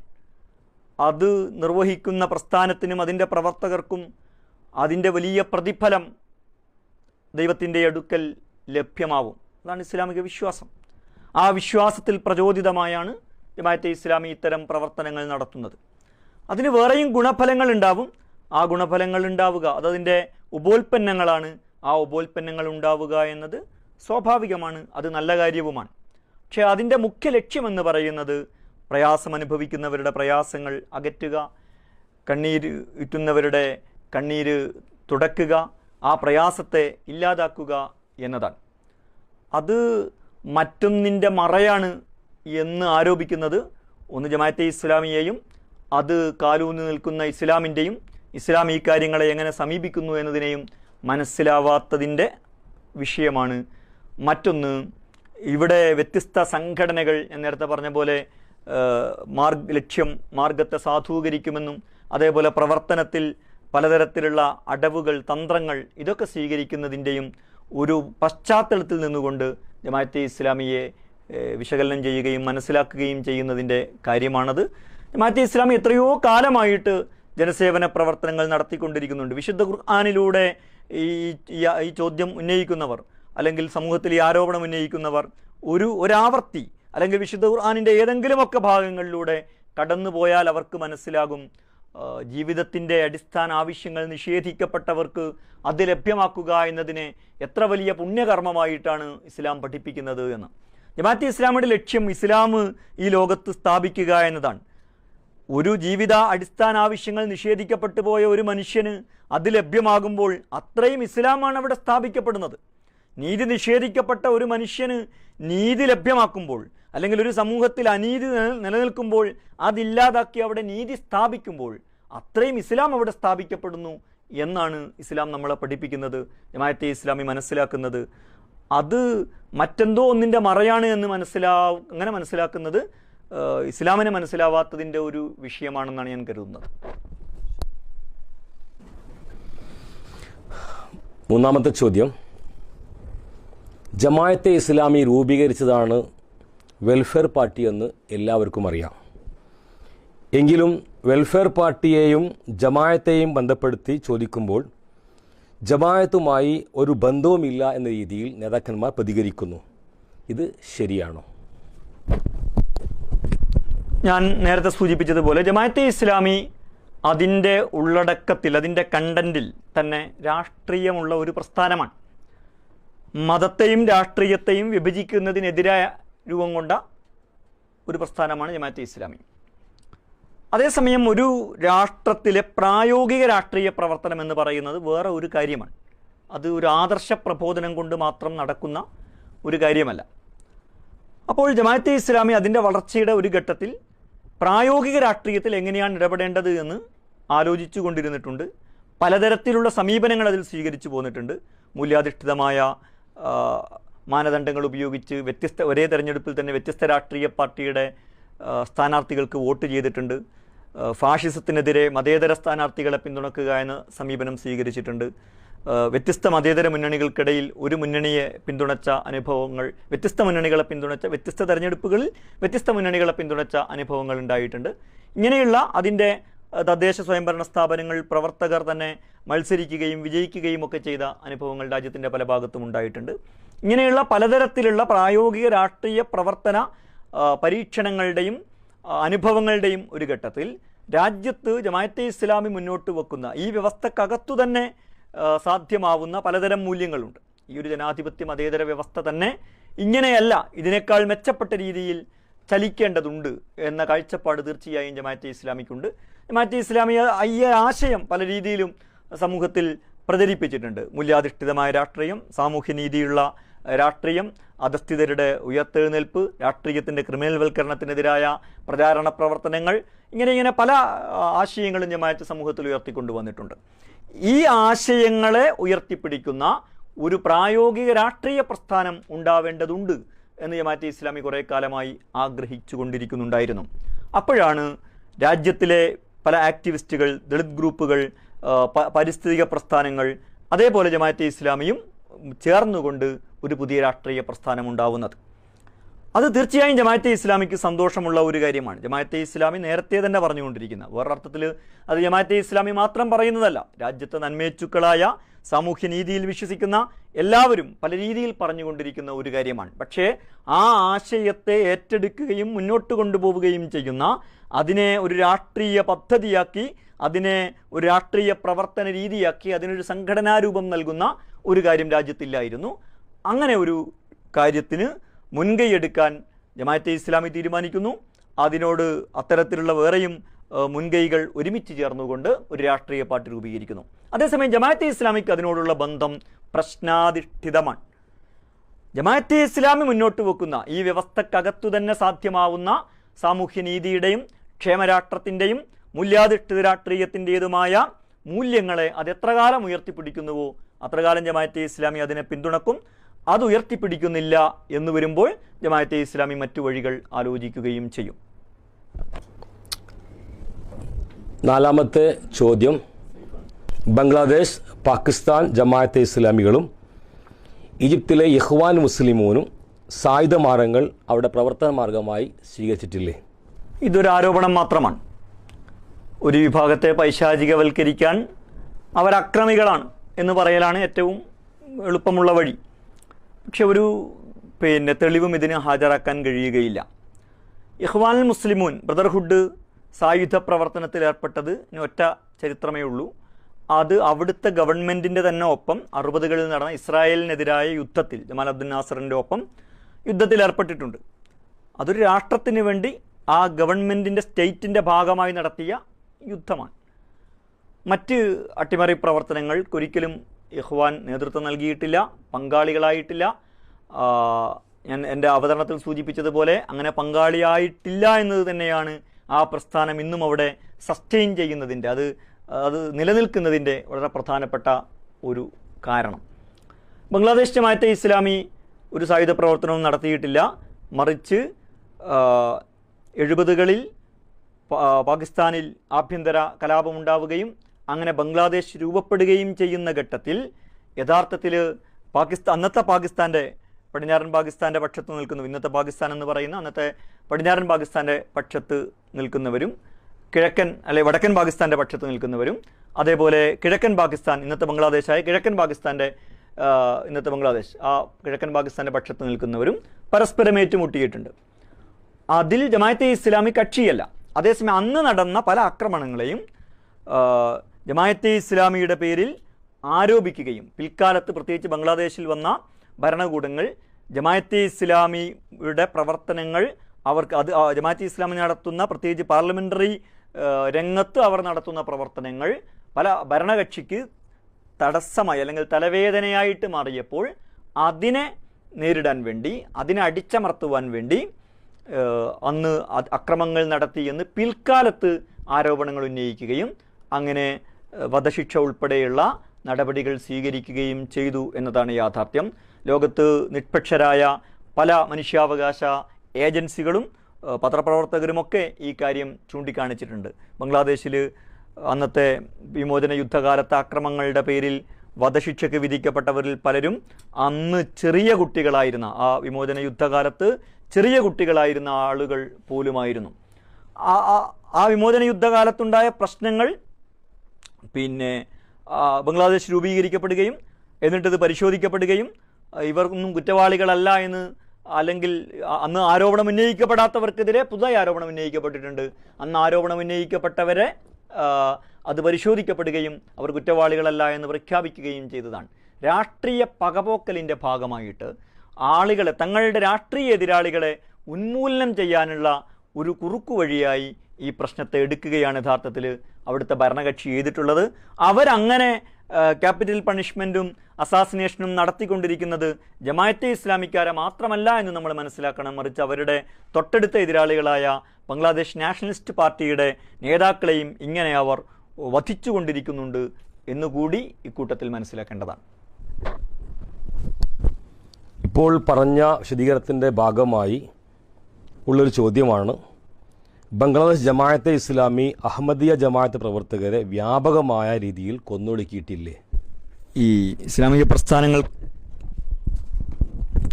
പ്രസ്ഥാനങ്ങൾക്കെതിരെയുള്ള ആരോപണങ്ങൾ എത്രമാത്രം കേട്ടുകേൾവികളുടെ അടിസ്ഥാനത്തിലുള്ളതാണ് എന്നതിൻ്റെ ഒന്നാന്തരം ഉദാഹരണമാണ് ഈ ചോദ്യം. ഈ ആരോപണം തന്നെ ബംഗ്ലാദേശ് ജമാഅത്തെ ഇസ്ലാമി അഹമ്മദികളെ കൊന്നൊടുക്കിയെന്നല്ല, ആരോപണം തന്നെ പാകിസ്ഥാൻ ജമാഅത്തെ ഇസ്ലാമി കൊന്നൊടുക്കിയെന്നാണ്. ജമാഅത്തെ ഇസ്ലാമി അതിൻ്റെ ആശയ എതിരാളികളുടെ കാര്യത്തിൽ എപ്പോഴും സ്വീകരിക്കുന്ന സമീപനം, പാകിസ്ഥാനിൽ ഒരു ഘട്ടത്തിൽ അവിടുത്തെ ഗവൺമെൻറ് കമ്മ്യൂണിസ്റ്റ് പാർട്ടിയെ നിരോധിക്കാൻ ശ്രമിച്ചപ്പോൾ അന്ന് ജീവിച്ചിരിപ്പുണ്ടായിരുന്ന അബുല്ലാല മൗദൂദി അതിനോട് സ്വീകരിച്ചൊരു സമീപനമുണ്ട്. ഗവൺമെൻറ്റിനോട് അദ്ദേഹം പറഞ്ഞു, നിങ്ങൾ എന്തിനാണ് കമ്മ്യൂണിസ്റ്റ് പാർട്ടി നിരോധിക്കുന്നത്? കമ്മ്യൂണിസ്റ്റ് പാർട്ടിയെ നിരോധിക്കരുത്, നിങ്ങൾ ആളുകളൊക്കെ കമ്മ്യൂണിസ്റ്റായി പോകും, മതം വിട്ടു പോകും എന്നതാണ് നിങ്ങളുടെ പ്രശ്നമെങ്കിൽ നിങ്ങൾ അവർക്ക് സ്വാതന്ത്ര്യം കൊടുക്കൂ, ഞങ്ങളവരെ ആശയമണ്ഡലത്തിൽ നേരിട്ട് കൊള്ളാം, ഞങ്ങളതിൽ ആത്മവിശ്വാസമുള്ളവരാണ്, എന്തിനവരെ നിരോധിക്കണം? അവർക്കും പ്രവർത്തിക്കാൻ സ്വാതന്ത്ര്യമില്ലേ?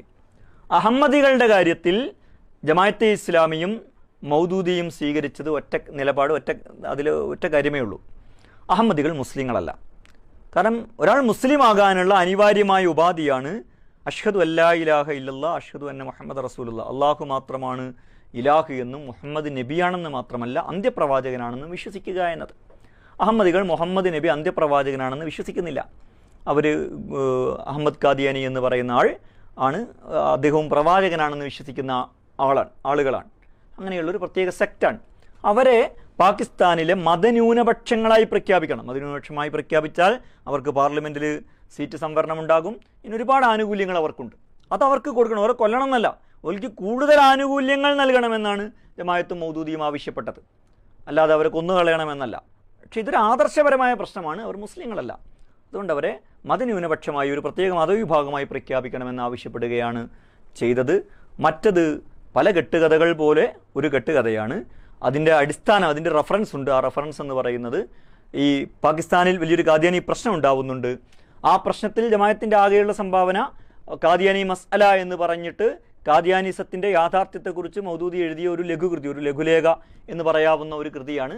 അത് ഉറുദുവിൽ വായിക്കാൻ കിട്ടും, ഇംഗ്ലീഷിൽ വായിക്കാൻ കിട്ടും, മലയാളത്തിലും അത് പരിഭാഷപ്പെടുത്തപ്പെട്ടിട്ടുണ്ട്. അതിലൊരു കലാപത്തിൻ്റെ ഒന്നും ആഹ്വാനമില്ല. പിന്നീട് അവിടെ കലാപം നടന്നിട്ടുണ്ട്. പാകിസ്ഥാനിലെ എല്ലാ മനുഷ്യന്മാരും ജമാഅത്തെ ഇസ്ലാമിക്കാരല്ലല്ലോ, അവിടെ ഖാദിയാനികൾക്കെതിരായിട്ടും ഖാദിയാനികൾ പങ്കുചേർന്നും ഒക്കെ കലാപം ഉണ്ടായിട്ടുണ്ട്.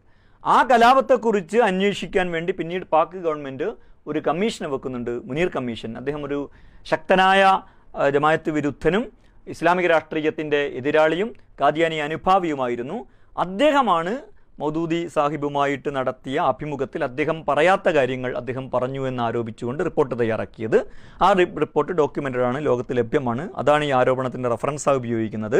പക്ഷേ ആ കമ്മീഷനെ കുറിച്ച് അന്ന് തന്നെ മൗദൂദി പറഞ്ഞൊരു കാര്യമുണ്ട്, മുനീർ സാഹിബ് ഞാൻ പറയാത്ത കാര്യങ്ങൾ എൻ്റെ വായിൽ തിരികിയതാണ് എന്ന്.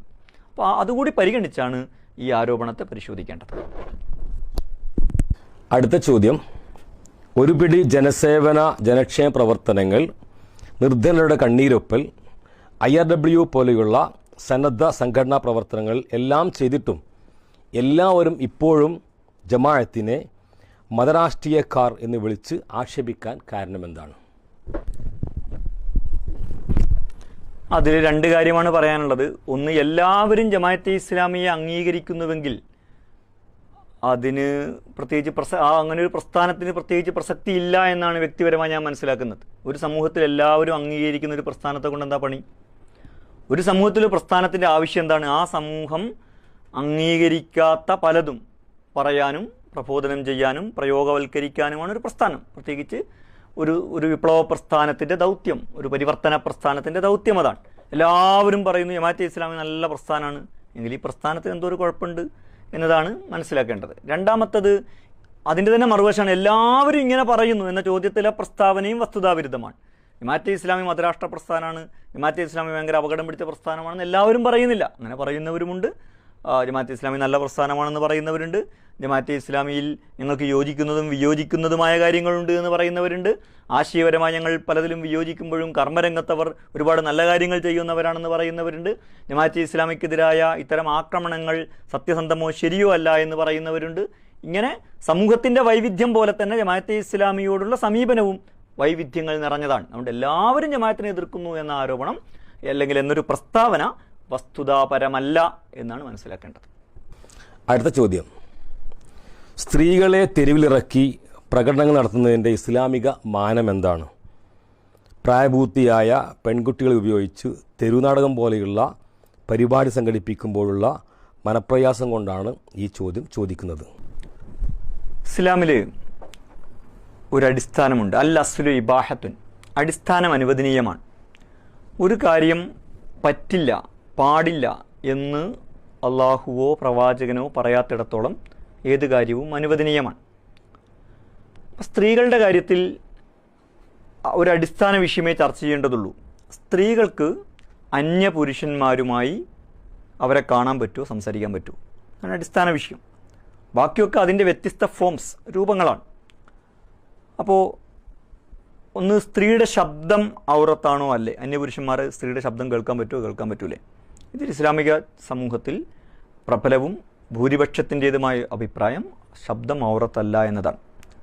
അപ്പോൾ സ്ത്രീ അന്യപുരുഷന്മാരുടെ അടുത്ത് മറക്കേണ്ടുന്ന ശരീരഭാഗങ്ങൾ മറച്ച്, അഥവാ ഹിജാബ് ധരിച്ചുകൊണ്ട് അന്യപുരുഷന്മാരോട് സംസാരിക്കുക, അത് പ്രത്യേകിച്ച് സമൂഹത്തോട് സംസാരിക്കുക, ഒരാളോട് ഒരു സ്ത്രീ ഒരു പുരുഷനോട് സംസാരിക്കുക എന്ന് പറയുന്നതിന് ഈ തനിച്ചാവുക എന്നൊരു പ്രശ്നം ഉണ്ടാവും, അതിന് വിലക്കുണ്ട്.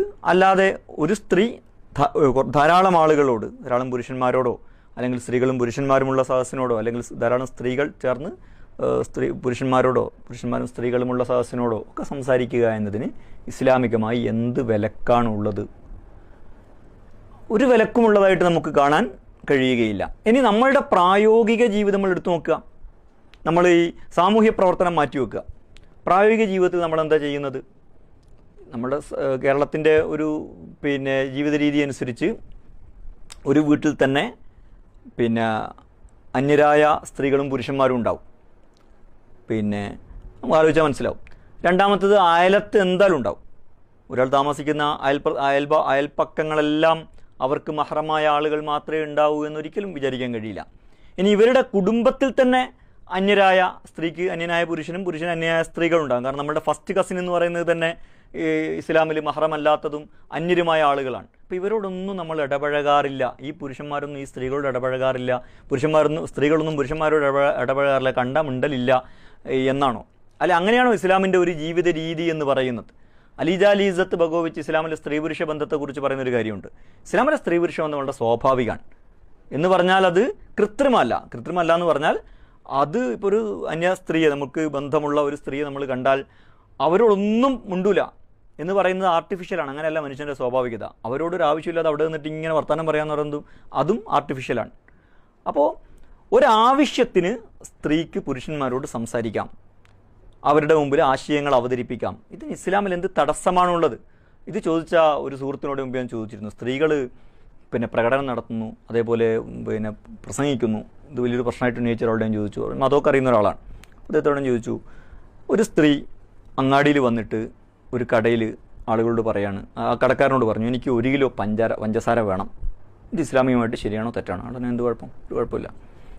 എങ്കിൽ ആ സ്ത്രീ തിരിഞ്ഞു നിന്നിട്ട് പഞ്ചസാരയുടെ വിലവർദ്ധനവിനെതിരെ പറയുന്നു. മറ്റത് വ്യക്തിപരമായ കാര്യമാണ്, ഇതൊരു സാമൂഹികമായ കാര്യമാണ്. ഇത് ഇസ്ലാമികമായിട്ട് ശരിയാണോ തെറ്റാണോ? അപ്പോൾ അയാൾ ഒന്നും പറഞ്ഞില്ല. കാരണം ഒന്ന് ശരിയാവുകയും മറ്റൊന്ന് തെറ്റാവുകയും ചെയ്യുന്നതിൻ്റെ മാനദണ്ഡം എന്താണ്? ഒരു സ്ത്രീ ഒരു കടയിൽ നിന്നിട്ട് കൈ ഇങ്ങനെ അല്പം ഇങ്ങനെ ഇവിടെ വെച്ചിട്ട് അവളോട് സംസാരിക്കുന്നു. ആ സ്ത്രീ ആ കൈയെടുത്തിട്ടൊരു പോസ്റ്റർ അവിടെ പതിക്കുന്നു. തമ്മിൽ എന്താ വ്യത്യാസമുള്ളത്? ഈ രണ്ട് കർമ്മങ്ങൾ എന്ന നിലയ്ക്ക് എന്താണ് വ്യത്യാസം? അപ്പോൾ ഇങ്ങനെ ഒരു കാര്യം സമൂഹത്തിൽ ആവശ്യമുണ്ടെങ്കിൽ അത് ചെയ്യണം. ഇത്രയേ ജമാഅത്തെ ഇസ്ലാമി പറയുന്നുള്ളൂ. എല്ലാ സ്ത്രീകളും നാളെ മുതൽ തെരുവിലായിരിക്കണം, ഒരു തെരുവിൽ ജീവിച്ചോളണം, എല്ലാ പോസ്റ്ററും പെണ്ണുങ്ങൾ കൊണ്ടുപോയി ഒട്ടിച്ചോളണം, എവിടെ പരിപാടി ഉണ്ട് അവിടെയൊക്കെ പ്രസംഗിച്ചോളണം എന്ന് ജമാഅത്തെ ഇസ്ലാമി പറയുന്നില്ല. മറിച്ച് അങ്ങനെ ഒരു ആവശ്യം ഒരു സമൂഹത്തിലുണ്ടെങ്കിൽ ആ ആവശ്യം സ്ത്രീകൾക്കും നിർവഹിക്കാവുന്നതാണ്. ഇതിന് ഇസ്ലാമിൽ തടസ്സമൊന്നുമില്ല. പ്രയോഗത്തിൽ ഇവിടുത്തെ എല്ലാ മുസ്ലിം സമൂഹത്തിൽ എല്ലാവരും ഇതിപ്പോൾ അംഗീകരിക്കുന്നുണ്ട്. കാരണം തദ്ദേശ സ്വയംഭരണ സ്ഥാപനങ്ങളിലേക്ക് തെരഞ്ഞെടുപ്പിൽ 50% സംവരണമാണ്. ആ സംവരണ സീറ്റുകളിലൊക്കെ എല്ലാ മുസ്ലിം സമൂഹത്തിലെ എല്ലാ വിഭാഗത്തിൽപ്പെട്ട ആളുകളും മത്സരിക്കുന്നുണ്ട്. ഇതൊക്കെ ഹറാമായൊരു കാര്യമായിരുന്നെങ്കിൽ ഇത് ചെയ്യുന്നതിൻ്റെ ന്യായം എന്താണ്? ഒറ്റ കാര്യം അതിലുള്ളൂ, നമുക്ക് നമ്മുടെ ഒരു പാരമ്പര്യം അല്ലെങ്കിൽ കുറച്ചുകൂടെ ഒരു ഗോത്രശീലത്തിൽ അങ്ങനെ ഒരു ശീലമില്ല. നമുക്ക് ശീലമില്ലാത്ത കാര്യമൊക്കെ ഇസ്ലാമിലില്ലാത്താന്ന് തീരുമാനിക്കരുത്. നമുക്ക് കൊണ്ട് മുടി വെക്കുന്ന ശീലമില്ലായിരുന്നു. മുടി മൊട്ടയടിക്കലാണ് മുസ്ലിമിൻ്റെ രീതി എന്ന് നമ്മൾ വിശ്വസിച്ചിരുന്നു. അതിന് തെളിവൊന്നുമില്ല. റസൂല് നന്നായി മുടി വെച്ചതിൻ്റെയും റസൂല് മുടി ചീകിയതിൻ്റെയും കണ്ണാടി ഉപയോഗിച്ചതിൻ്റെയും ചീർപ്പ് ഉപയോഗിച്ചതിൻ്റെ ഒക്കെ ഹദീസുണ്ട്. പക്ഷെ അന്നും മലബാറിലെ അല്ലെങ്കിൽ കേരളത്തിലെ പ്രത്യേകിച്ച് മലബാറിലെ മുസ്ലിങ്ങളുടെ ഒരു ഐഡൻറ്റിറ്റി ആയിട്ട് അവർ കരുതിയിരുന്നത് മുടി വെക്കാതിരിക്കുക, തല മൊട്ടയടിക്കുക എന്നതാണ്. മുടി വെച്ചവനെ കാഫിറായിട്ട് ഇവിടെ കൈകാര്യം ചെയ്തിട്ടുണ്ട്. പക്ഷെ എന്താ തെളിവെന്ന് വെച്ചാൽ ശീലാണ്. ഇങ്ങനെ ഒരു ഗോത്രശീലം നമുക്കുണ്ട് പെണ്ണുങ്ങളുടെ കാര്യത്തിൽ. പക്ഷെ ഇതൊക്കെ ഇസ്ലാമാണ് എന്ന് ധരിക്കുന്നതിൻ്റെ ന്യായം എന്താണ് എന്ന് നമ്മൾ പ്രമാണങ്ങളെ മുൻനിർത്തി ആലോചിക്കേണ്ടതാണ്. എന്നല്ല ഇസ്ലാമിക ചരിത്രം എന്താണ്? ഇപ്പോൾ വളരെ പെട്ടെന്ന് പറയാൻ കഴിയുന്നത് ഉമ്മു ഷിഫ എന്ന് പറയുന്ന ഒരു സ്ത്രീയാണ് ഉമർ റളിയല്ലാഹു അൻഹുവിൻ്റെ കാലത്ത് മാർക്കറ്റ് ഇൻസ്പെക്ടറായിട്ട് പ്രവർത്തിച്ചത്. പെണ്ണുങ്ങൾ മാത്രമുള്ള സാധനമല്ലോ മാർക്കറ്റ് തന്നെ പെണ്ണുങ്ങളുടെ സ്ഥലമായിരിക്കില്ല. അവിടുത്തെ കച്ചവടക്കാരിൽ എന്തായാലും മഹാഭൂരിഭാഗം ഏതോ ഒരു സ്ത്രീ കച്ചവടം വെക്കുന്നുണ്ടെങ്കിൽ എന്നല്ലാതെ മഹാഭൂരിഭാഗവും പുരുഷന്മാരായിരിക്കും. അവരുടെ കച്ചവടം പരിശോധിക്കാൻ ഉമർ റളിയല്ലാഹു അൻഹു അയക്കുന്ന ഉമ്മു ഷിഫ എന്ന് പറയുന്ന ഒരു സ്ത്രീയെയാണ്. യുദ്ധരംഗങ്ങളിൽ എത്രയോ സ്ത്രീകളുണ്ടായിരുന്നു പല ഉത്തരവാദിത്തങ്ങൾ നിർവഹിച്ചുകൊണ്ട്. അപ്പോൾ ഇസ്ലാമിക ചരിത്രത്തിൽ അപരിചിതമായൊരു കാര്യമേ അല്ല. ഏത് സമൂഹത്തിൻ്റെയും അവരുടെ ഒരു ജീർണാവസ്ഥയിൽ സംഭവിക്കുന്ന ഒരു കാര്യമാണ് സ്ത്രീകൾക്ക് സ്വാതന്ത്ര്യം കൊടുക്കാതിരിക്കുക എന്നുള്ളത്. ഒരു കമ്മ്യൂണിറ്റിക്ക് ആത്മവിശ്വാസം നഷ്ടപ്പെടുമ്പോൾ അവർക്ക് ആദ്യം ആത്മവിശ്വാസം നഷ്ടപ്പെടുക അവരുടെ സ്ത്രീകളുടെ കാര്യത്തിലാണ്. അപ്പോൾ അവർ ചെയ്യുന്നതെന്ന് വെച്ചാൽ അവരെ പരമാവധി അടച്ചു പൂട്ടാൻ ശ്രമിക്കും. ഇതൊരു ജീർണകാലത്തിൻ്റെയും ആത്മവിശ്വാസരാഹിത്യത്തിൻ്റെയും അടയാളം മാത്രമാണ്. ഒരു കമ്മ്യൂണിറ്റിക്ക് കോൺഫിഡൻസ് ഉണ്ടാകുമ്പോൾ അവർ ആ കോൺഫിഡൻസിൽ നിന്നുകൊണ്ട് അവരുടെ ആണുങ്ങളും പെണ്ണുങ്ങളും എല്ലാം സമൂഹത്തിൽ ഇടപഴകും. ഒരു കാര്യം കൂടി പറഞ്ഞ് അവസാനിപ്പിക്കാം. ഇസ്ലാമിലെ ഹിജാബ് എന്തിനാ? ഒരു സ്ത്രീ മഹറമായ ആളുകളോട് മാത്രമേ ഇടപഴകുന്നുള്ളൂ എങ്കിൽ ഹിജാബിൻ്റെ ആവശ്യമില്ല. ഹിജാബ് എന്ന നിയമത്തിൻ്റെ തന്നെ പ്രസക്തി എന്താണെന്ന് ചോദിച്ചാൽ ഈ സ്ത്രീക്ക് മഹറമല്ലാത്ത ആളുകളുടെ അടുത്ത് ഇടപഴകാനുണ്ട് എന്നാണ്. മഹറമിൻ്റെ അടുത്ത് ഇസ്ലാമിക ഫിഖ് ശരീഅത്തനുസരിച്ച് ഹിജാബ് ആവശ്യമില്ല. മറിച്ച് ഹിജാബ് സ്റ്റാർട്ട് ചെയ്യുന്നത് അത് ആവശ്യമായി വരുന്നതിന് എപ്പോഴാണ്? അവർക്ക് അന്യരായ പുരുഷന്മാരുടെ അടുത്തും ഇടപഴകേണ്ടതുണ്ട്. സ്ത്രീ അന്യപുരുഷന്മാരോട് സംസാരിക്കുന്നതിനെക്കുറിച്ച് ഖുർആൻ പറഞ്ഞു, നിങ്ങൾ വലാ തഖ്ളഅന ബിൽ ഖൗൽ, നിങ്ങൾ കൊഞ്ചിക്കുഴഞ്ഞ് സംസാരിക്കരുത്. വഖുൽന ഖൗലൻ മഅറൂഫ, നിങ്ങൾ മാന്യമായിട്ട് സംസാരിക്കണം. അന്യപുരുഷന്മാരോടാണ്. ഭർത്താവിനോട് സംസാരിക്കുന്നതിനെ കുറിച്ചല്ല പറയുന്നത്. വാപ്പാനോടും സഹോദരനോടും സംസാരിക്കുന്നതിനെ കുറിച്ചല്ല പറഞ്ഞത്. അവിടെ ഈ നിയമമൊന്നും ബാധകമല്ല. അപ്പോൾ എന്നാൽ പിന്നെ ഖുർആൻ പറഞ്ഞാൽ പോരെ നിങ്ങൾ സംസാരിക്കരുത്. വഖുൽന എന്താ മഅറൂഫ് എന്ന് പറഞ്ഞാൽ? മര്യാദയിൽ, നാലാൾ കേട്ടാൽ ഒരു അന്തക്കേടില്ലാത്ത കോലത്തിൽ, അതിനാണ് മഅറൂഫ് എന്ന് പറയുക. മനുഷ്യർ ഒരു മര്യാദയായിട്ട് മനസ്സിലാക്കുന്ന രീതിയിൽ സംസാരിക്കണം. സംസാരിക്കരുതെന്ന് പറഞ്ഞാൽ പോരെ? അങ്ങനല്ല അല്ല പറഞ്ഞത്. ഇങ്ങനെ സംസാരിക്കരുത്, സംസാരിക്കേണ്ടതിനെ മര്യാദ പഠിപ്പിച്ചു. എന്നിട്ട് ഒരു പൊതു പ്രസ്താവന നടത്തി, മര്യാദയിലാണ് സംസാരിക്കേണ്ടത്. എന്നതിൻ്റെ അർത്ഥം എല്ലാ അന്യപുരുഷന്മാരെല്ലാം അന്യ സ്ത്രീകളോട് ഇങ്ങനെ സംസാരിച്ചുകൊണ്ടേയിരിക്കണം എന്നല്ല. അതിൻ്റെ ആവശ്യങ്ങൾ വരുമ്പോൾ അതിൻ്റെ മര്യാദകൾ പാലിച്ച് അത് ചെയ്യേണ്ടി വരും. അങ്ങനെയാണ് മനുഷ്യൻ്റെ ജീവിതം. അങ്ങനെ ജീവിക്കാൻ കഴിയുള്ളൂ ഈ ലോകത്ത്. ഇനി അല്ലാത്തൊരു നിയമം ആരെങ്കിലും ഉണ്ടാക്കിയാൽ അതൊരു അപ്രായോഗിക നിയമമായിരിക്കും. ഒരു വലിയ തത്വം ഉണ്ടാക്കും, അത് ആർക്കും കൊണ്ടു നടക്കാനും കഴിയാത്ത ഈ സന്യാസത്തെക്കുറിച്ച്, ബ്രഹ്മചര്യത്തെക്കുറിച്ച്, ക്രിസ്ത്യാനികളുടെ ബ്രഹ്മചര്യത്തെക്കുറിച്ച് ഖുർആൻ പറഞ്ഞതുപോലെ കൊണ്ടു നടക്കാൻ കഴിയാത്ത ഒരു തെറ്റായ സിദ്ധാന്തം ഇബ്തദഊഹ, അവർ അള്ളാഹ് കൽപ്പിച്ചതല്ല. വമാ അമറൂഹ, അള്ളാഹ് അവരോട് അങ്ങനെ കൽപ്പിച്ചില്ല. അള്ളാഹ് കൽപ്പിക്കാത്തൊരു കാര്യം കൂടുതൽ അള്ളാഹ് പറഞ്ഞതിനപ്പുറത്തുള്ള വിശുദ്ധിക്ക് വേണ്ടി നമ്മൾ ഉണ്ടാക്കുന്നു. അതൊരിക്കലും കൊണ്ടു നടക്കാൻ കഴിയില്ല. ആ നിയമം പറയുന്നവർ തന്നെ അത് നിരന്തരം വയലേറ്റ് ചെയ്തുകൊണ്ടിരിക്കും, ലംഘിച്ചുകൊണ്ടിരിക്കും എന്നതാണ്. കാരണം അത് പ്രകൃതത്തിന്, മനുഷ്യൻ്റെ ജീവിതത്തിനും ജീവിതത്തിൻ്റെ പ്രകൃതത്തിനുമെതിരായ ഒരു സമീപനമാണത്. അടുത്ത ചോദ്യം, ലക്ഷ്യം പോലെ മാർഗവും പരിശുദ്ധമാവേണ്ടേ? മീഡിയ വണിലെ പല പരിപാടികളും ധാർമ്മികതയ്ക്ക് നിരക്കുന്ന ഒന്നല്ലല്ലോ.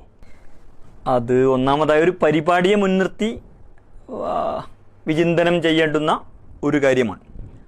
രണ്ടാമത്തത്, ഇസ്ലാമിന് അധികാരമില്ലാത്ത ഒരു സമൂഹത്തിൽ എല്ലാ ഇസ്ലാമിക നിയമങ്ങളും പാലിക്കാൻ കഴിയുകയില്ല എന്നത് ഇസ്ലാമിൻ്റെ തന്നെ ഒരു മനസ്സിലാക്കാൻ കഴിയുന്ന ഒരു തത്വമാണ്. ഇതിൽ നിന്നാണ് ന്യൂനപക്ഷ കർമ്മശാസ്ത്രമൊക്കെ രൂപപ്പെടുന്നത്.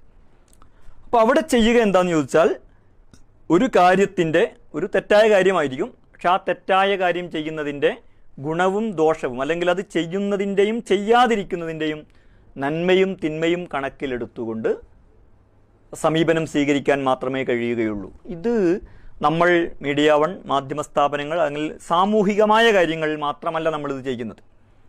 വ്യക്തിപരമായ കാര്യങ്ങളിൽ നമ്മൾ ഇത് തന്നെയാണ് ചെയ്യുന്നത്. നമ്മളുടെ നിലവിലുള്ള വിദ്യാഭ്യാസ ക്രമത്തിന് പലതരത്തിലുള്ള അനിസ്ലാമികതകളുണ്ട് എന്ന് വെച്ചിട്ട് സ്കൂളിൽ പോവേണ്ടതില്ല എന്നോ പഠിക്കേണ്ടതില്ല എന്നോ അതുവഴി ലഭിക്കുന്ന ജോലി സ്വീകരിക്കേണ്ടതില്ല എന്നോ വിദ്യാർത്ഥികളെ പഠിപ്പിക്കേണ്ടതില്ല എന്നോ നമ്മളാരും തീരുമാനിക്കുന്നില്ല. കാരണം അതൊരു സാമൂഹിക രാഷ്ട്രീയ ക്രമമാണ്. അതിൻ്റെ അകത്ത് സാധ്യമാകുന്ന മസ്തത്താഴ്ത്തും നിങ്ങൾക്ക് സാധ്യമാകുന്ന കാര്യമേ ചെയ്യാൻ കഴിയുകയുള്ളൂ എന്നതാണ്. അതേപോലെ ഈ ഘടനക്കകത്തൊരു മാധ്യമ സ്ഥാപനം നടത്തുമ്പോൾ അത് നിലനിൽക്കാൻ ആവശ്യമായ കാര്യങ്ങൾ ഉറപ്പുവരുത്തിക്കൊണ്ട് ഉള്ള ധാർമ്മിക മര്യാദകൾ മാത്രമേ പാലിക്കാൻ കഴിയുകയുള്ളൂ. ഇല്ലെങ്കിൽ നമ്മുടെ മുമ്പിൽ രണ്ട് തെരഞ്ഞെടുപ്പാണ് ഉണ്ടാവുക. ഒന്ന് ഇത്തരമൊന്ന് നടത്താതിരിക്കുക, മറ്റൊന്ന് ഈ തെറ്റ് ചെയ്തുകൊണ്ട് ഇത് നടത്തുക. ഇതിലേത് തിരഞ്ഞെടുക്കണം എന്നുള്ളത് ഒരു തെരഞ്ഞെടുപ്പിൻ്റെ വിഷയമാണ്.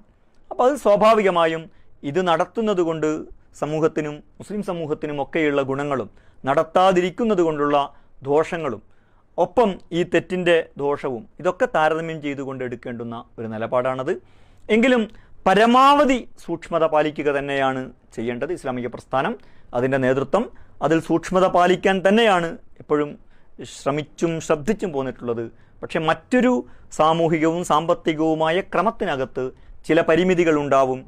ആ പരിമിതികളെ അങ്ങനെ മനസ്സിലാക്കുക, അങ്ങനെ മനസ്സിലാക്കിക്കൊണ്ട് മാത്രമേ നമുക്ക് ഈ വ്യവസ്ഥക്കകത്ത് എന്ത് കാര്യങ്ങളും ചെയ്യുവാൻ കഴിയുകയുള്ളൂ. അത് ഓരോ വ്യക്തികളും നടത്തുന്ന കച്ചവട സ്ഥാപനങ്ങൾ, ഇതിലെല്ലാം ഇത്തരത്തിലുള്ള പരിമിതികളുണ്ടാവും. അതൊരു ഇസ്ലാമിക പ്രസ്ഥാനം നടത്തുന്ന മാധ്യമ സ്ഥാപനത്തിൻ്റെ മാത്രം പ്രശ്നമല്ല. അതാകുമ്പോൾ ഇങ്ങനെയൊരു ചോദ്യം ചോദിക്കുവാൻ സാധിക്കും. അതേസമയം നമ്മൾ വ്യക്തിപരമായും കുടുംബപരമായും ഒക്കെ ചെയ്യുന്ന ഒരുപാട് കാര്യങ്ങളെയും ഇത് വെച്ച് അനലൈസ് ചെയ്യുവാൻ സാധിക്കും. ഇവിടെയാണ് വേറെ ഒരു ഫിഖ്ഹ് നമുക്ക് ആവശ്യമായിട്ട് വരുന്നത്. അടുത്ത ചോദ്യം, ഖുർആനും സുന്നത്തുമാണ് ജമാഅത്തെ ഇസ്ലാമിയുടെ പ്രവർത്തനങ്ങളുടെ മാനദണ്ഡമെന്ന് പലപ്പോഴും പറയാറുണ്ട്. എന്നാൽ ഇന്ത്യൻ ജനാധിപത്യം എങ്ങനെയാണ് ഖുർആൻ്റെയും സുന്നത്തിൻ്റെയും അടിസ്ഥാനത്തിൽ ഉൾക്കൊള്ളാൻ കഴിയുക? ഇന്ത്യയിൽ ഉൾപ്പെടെയുള്ള ആധുനിക ജനാധിപത്യത്തിന് രണ്ട് തലങ്ങളുണ്ട്. ലോകത്തെ ഏത് സാമൂഹ്യ ക്രമത്തിനും രണ്ട് തലങ്ങളുണ്ടാവും. ഒന്ന് അതിൻ്റെ ഒരു ദാർശനിക തലമാണ്, മറ്റൊന്ന് അതിൻ്റെ പ്രായോഗിക തലമാണ്. ജനാധിപത്യത്തിൻ്റെ ദാർശനിക തലം തീർച്ചയായും ഇസ്ലാമിന് വിയോജിപ്പുള്ള ഒന്നാണ്. എന്താണ് ശരി, എന്താണ് തെറ്റ്, എന്താണ് നിയമം, എന്താണ് നിയമവിരുദ്ധം, ഇത് തീരുമാനിക്കാനുള്ള മാനദണ്ഡം ജനാധിപത്യത്തെ സംബന്ധിച്ചിടത്തോളം ഭൂരിപക്ഷത്തിൻ്റെ അഭിപ്രായമാണ്, അല്ലെങ്കിൽ ഭൂരിപക്ഷത്തിൻ്റെ പ്രതിനിധികളുടെ അഭിപ്രായമാണ്, അല്ലെങ്കിൽ ജനപ്രതിനിധികളുടെ ഭൂരിപക്ഷത്തിൻ്റെ അഭിപ്രായമാണ്. ഇതിനോട് ഇസ്ലാം തീർച്ചയായും വിയോജിക്കുന്നു. ശരിക്കും തെറ്റിനും നന്മക്കും തിന്മക്കും നിയമത്തിനും നിയമവിരുദ്ധതക്കും ദൈവികമായ മാനദണ്ഡങ്ങളുണ്ട്. പക്ഷെ ഒരു വ്യവസ്ഥയോട് നമുക്ക് വിയോജിപ്പുണ്ട് എന്നത് ആ വ്യവസ്ഥയുമായി ഒരു ബന്ധവും പുലർത്താതിരിക്കാനുള്ള കാരണമല്ല. അതിൻ്റെ വിഷയം അങ്ങനെ നിങ്ങൾക്ക് ഒരു ബന്ധവും പുലർത്താതെ ജീവിക്കാൻ കഴിയില്ല. ലോകത്ത് രണ്ട് കാര്യങ്ങൾ, ഇപ്പോൾ ഒന്ന് പ്രകൃതി അത് കഴിഞ്ഞാൽ എല്ലാ മനുഷ്യരെയും ഒരുപക്ഷെ ജീവജാലങ്ങളെ അടക്കം ബാധിക്കുന്ന മറ്റെന്തെങ്കിലും ഒരു കാര്യമുണ്ടെങ്കിൽ അത് പൊളിറ്റിക്കൽ സ്ട്രക്ചറാണ്, രാഷ്ട്രവ്യവസ്ഥയാണ്. രാഷ്ട്രവ്യവസ്ഥേൻ്റെ പ്രത്യേകത എന്താണെന്ന് വെച്ചാൽ, ഒരാൾ എനിക്ക് അതൊന്നും ബാധകമല്ല, ഞാനിതിലൊന്നും ഇല്ല എന്ന് പറഞ്ഞ് ഏതോ ഒരു മലയുടെ മുകളിൽ പോയിരുന്നാലും പല അർത്ഥത്തിലും അയാളെയും അത് ബാധിക്കും എന്നുള്ളതാണ്. അപ്പോൾ ആ ഒരു വ്യവസ്ഥയോട് ആശയപരമായി വിയോജിപ്പുണ്ട് എന്നതുകൊണ്ട് ആ വ്യവസ്ഥയുമായൊരു ബന്ധവും പുലർത്തേണ്ടതില്ല എന്ന നിലപാട് ഇസ്ലാമിനില്ല. ഇപ്പോൾ രാജാധിപത്യം, ഇസ്ലാമിക ഖിലാഫത്തിന് ശേഷമുണ്ടായ മുലൂക്കിയത്ത്, ഭരണാധികാരിയെ തിരഞ്ഞെടുക്കേണ്ടത് പാരമ്പര്യമായിട്ടാണോ ജനഹിതമനുസരിച്ചാണോ എന്ന ചോദ്യത്തിന് ഇസ്ലാമിൻ്റെ ഉത്തരം ജനഹിതമനുസരിച്ച് എന്നാണ്. അതുകൊണ്ടാണ് 4 ഖലീഫമാരും അങ്ങനെ തിരഞ്ഞെടുക്കപ്പെട്ടത്. പക്ഷെ പിന്നീട് രാജവാഴ്ച വന്നു. ആ രാജവാഴ്ച എന്നതിനോട് ഇസ്ലാമിന് വിയോജിപ്പുണ്ട്. അതുകൊണ്ട് ആ വ്യവസ്ഥയുമായിട്ട് ഒരു ബന്ധവും പുലർത്തൂല എന്നൊരിക്കലും ഇസ്ലാം തീരുമാനിക്കുന്നില്ല. ചരിത്രത്തിലും ഇസ്ലാമിൻ്റെതല്ലാത്ത ഒരുപാട് വ്യവസ്ഥകൾ കഴിഞ്ഞു പോയിട്ടുണ്ട്. അവയോടൊന്നും ഒരു ബന്ധവും പുലർത്താതിരിക്കുക എന്ന സമീപനമല്ല അക്കാലത്തെ പണ്ഡിതന്മാർ സ്വീകരിച്ചത്. മറിച്ച് അതിൽ യോജിക്കാൻ കഴിയുന്ന കാര്യങ്ങളോടെല്ലാം യോജിക്കുകയും ആ വ്യവസ്ഥക്കകത്തു തന്നെ ഇസ്ലാമിൻ്റെതായ ഒരുപാട് മൂല്യങ്ങളുണ്ടാവും. ഇപ്പം ഇന്ത്യയുടെ ഭരണഘടന, ആ ഭരണഘടനയുടെ അടിത്തറയോട് ദാർശനികമായ വിയോജിപ്പുകൾ ഉണ്ടായിരിക്കുമ്പോൾ തന്നെ ആ ഭരണഘടനയിൽ ഇസ്ലാമികമായ ഒരുപാട് മൂല്യങ്ങളുണ്ട്. ആ മൂല്യങ്ങളെ രാജ്യത്ത് സ്ഥാപിച്ചെടുക്കുക, രാജ്യത്ത് പരമാവധി നന്മയും അതേപോലെ സാമൂഹ്യനീതിയും ക്ഷേമ ഭരണവും ഒക്കെ സ്ഥാപിച്ചെടുക്കുക എന്നത് ഇസ്ലാമികമായൊരു കാര്യമാണ്. അതൊക്കെ ഇസ്ലാമിൻ്റെ ഇത്തരം മൂല്യങ്ങളൊക്കെ സ്ഥാപിക്കണമെങ്കിൽ ആ രാജ്യത്തിൻ്റെ ഭരണത്തിൻ്റെ ദാർശനിക വ്യവസ്ഥ മാറിയാൽ മാത്രമേ അത് സാധ്യമാവുകയുള്ളൂ എന്നോ അല്ലെങ്കിൽ അപ്പോഴേ അതിന് ശ്രമിക്കേണ്ടതുള്ളൂ എന്നോ ഒന്നും കരുതുന്നതിൽ ഒരു അർത്ഥവുമില്ല. സാമൂതിരി കേരളം ഭരിക്കുമ്പോൾ അല്ലെ കോഴിക്കോട് ഭരിക്കുമ്പോൾ സാമൂതിരി ഒരു സനാതന ഹിന്ദുവായ ഒരാളാണ്.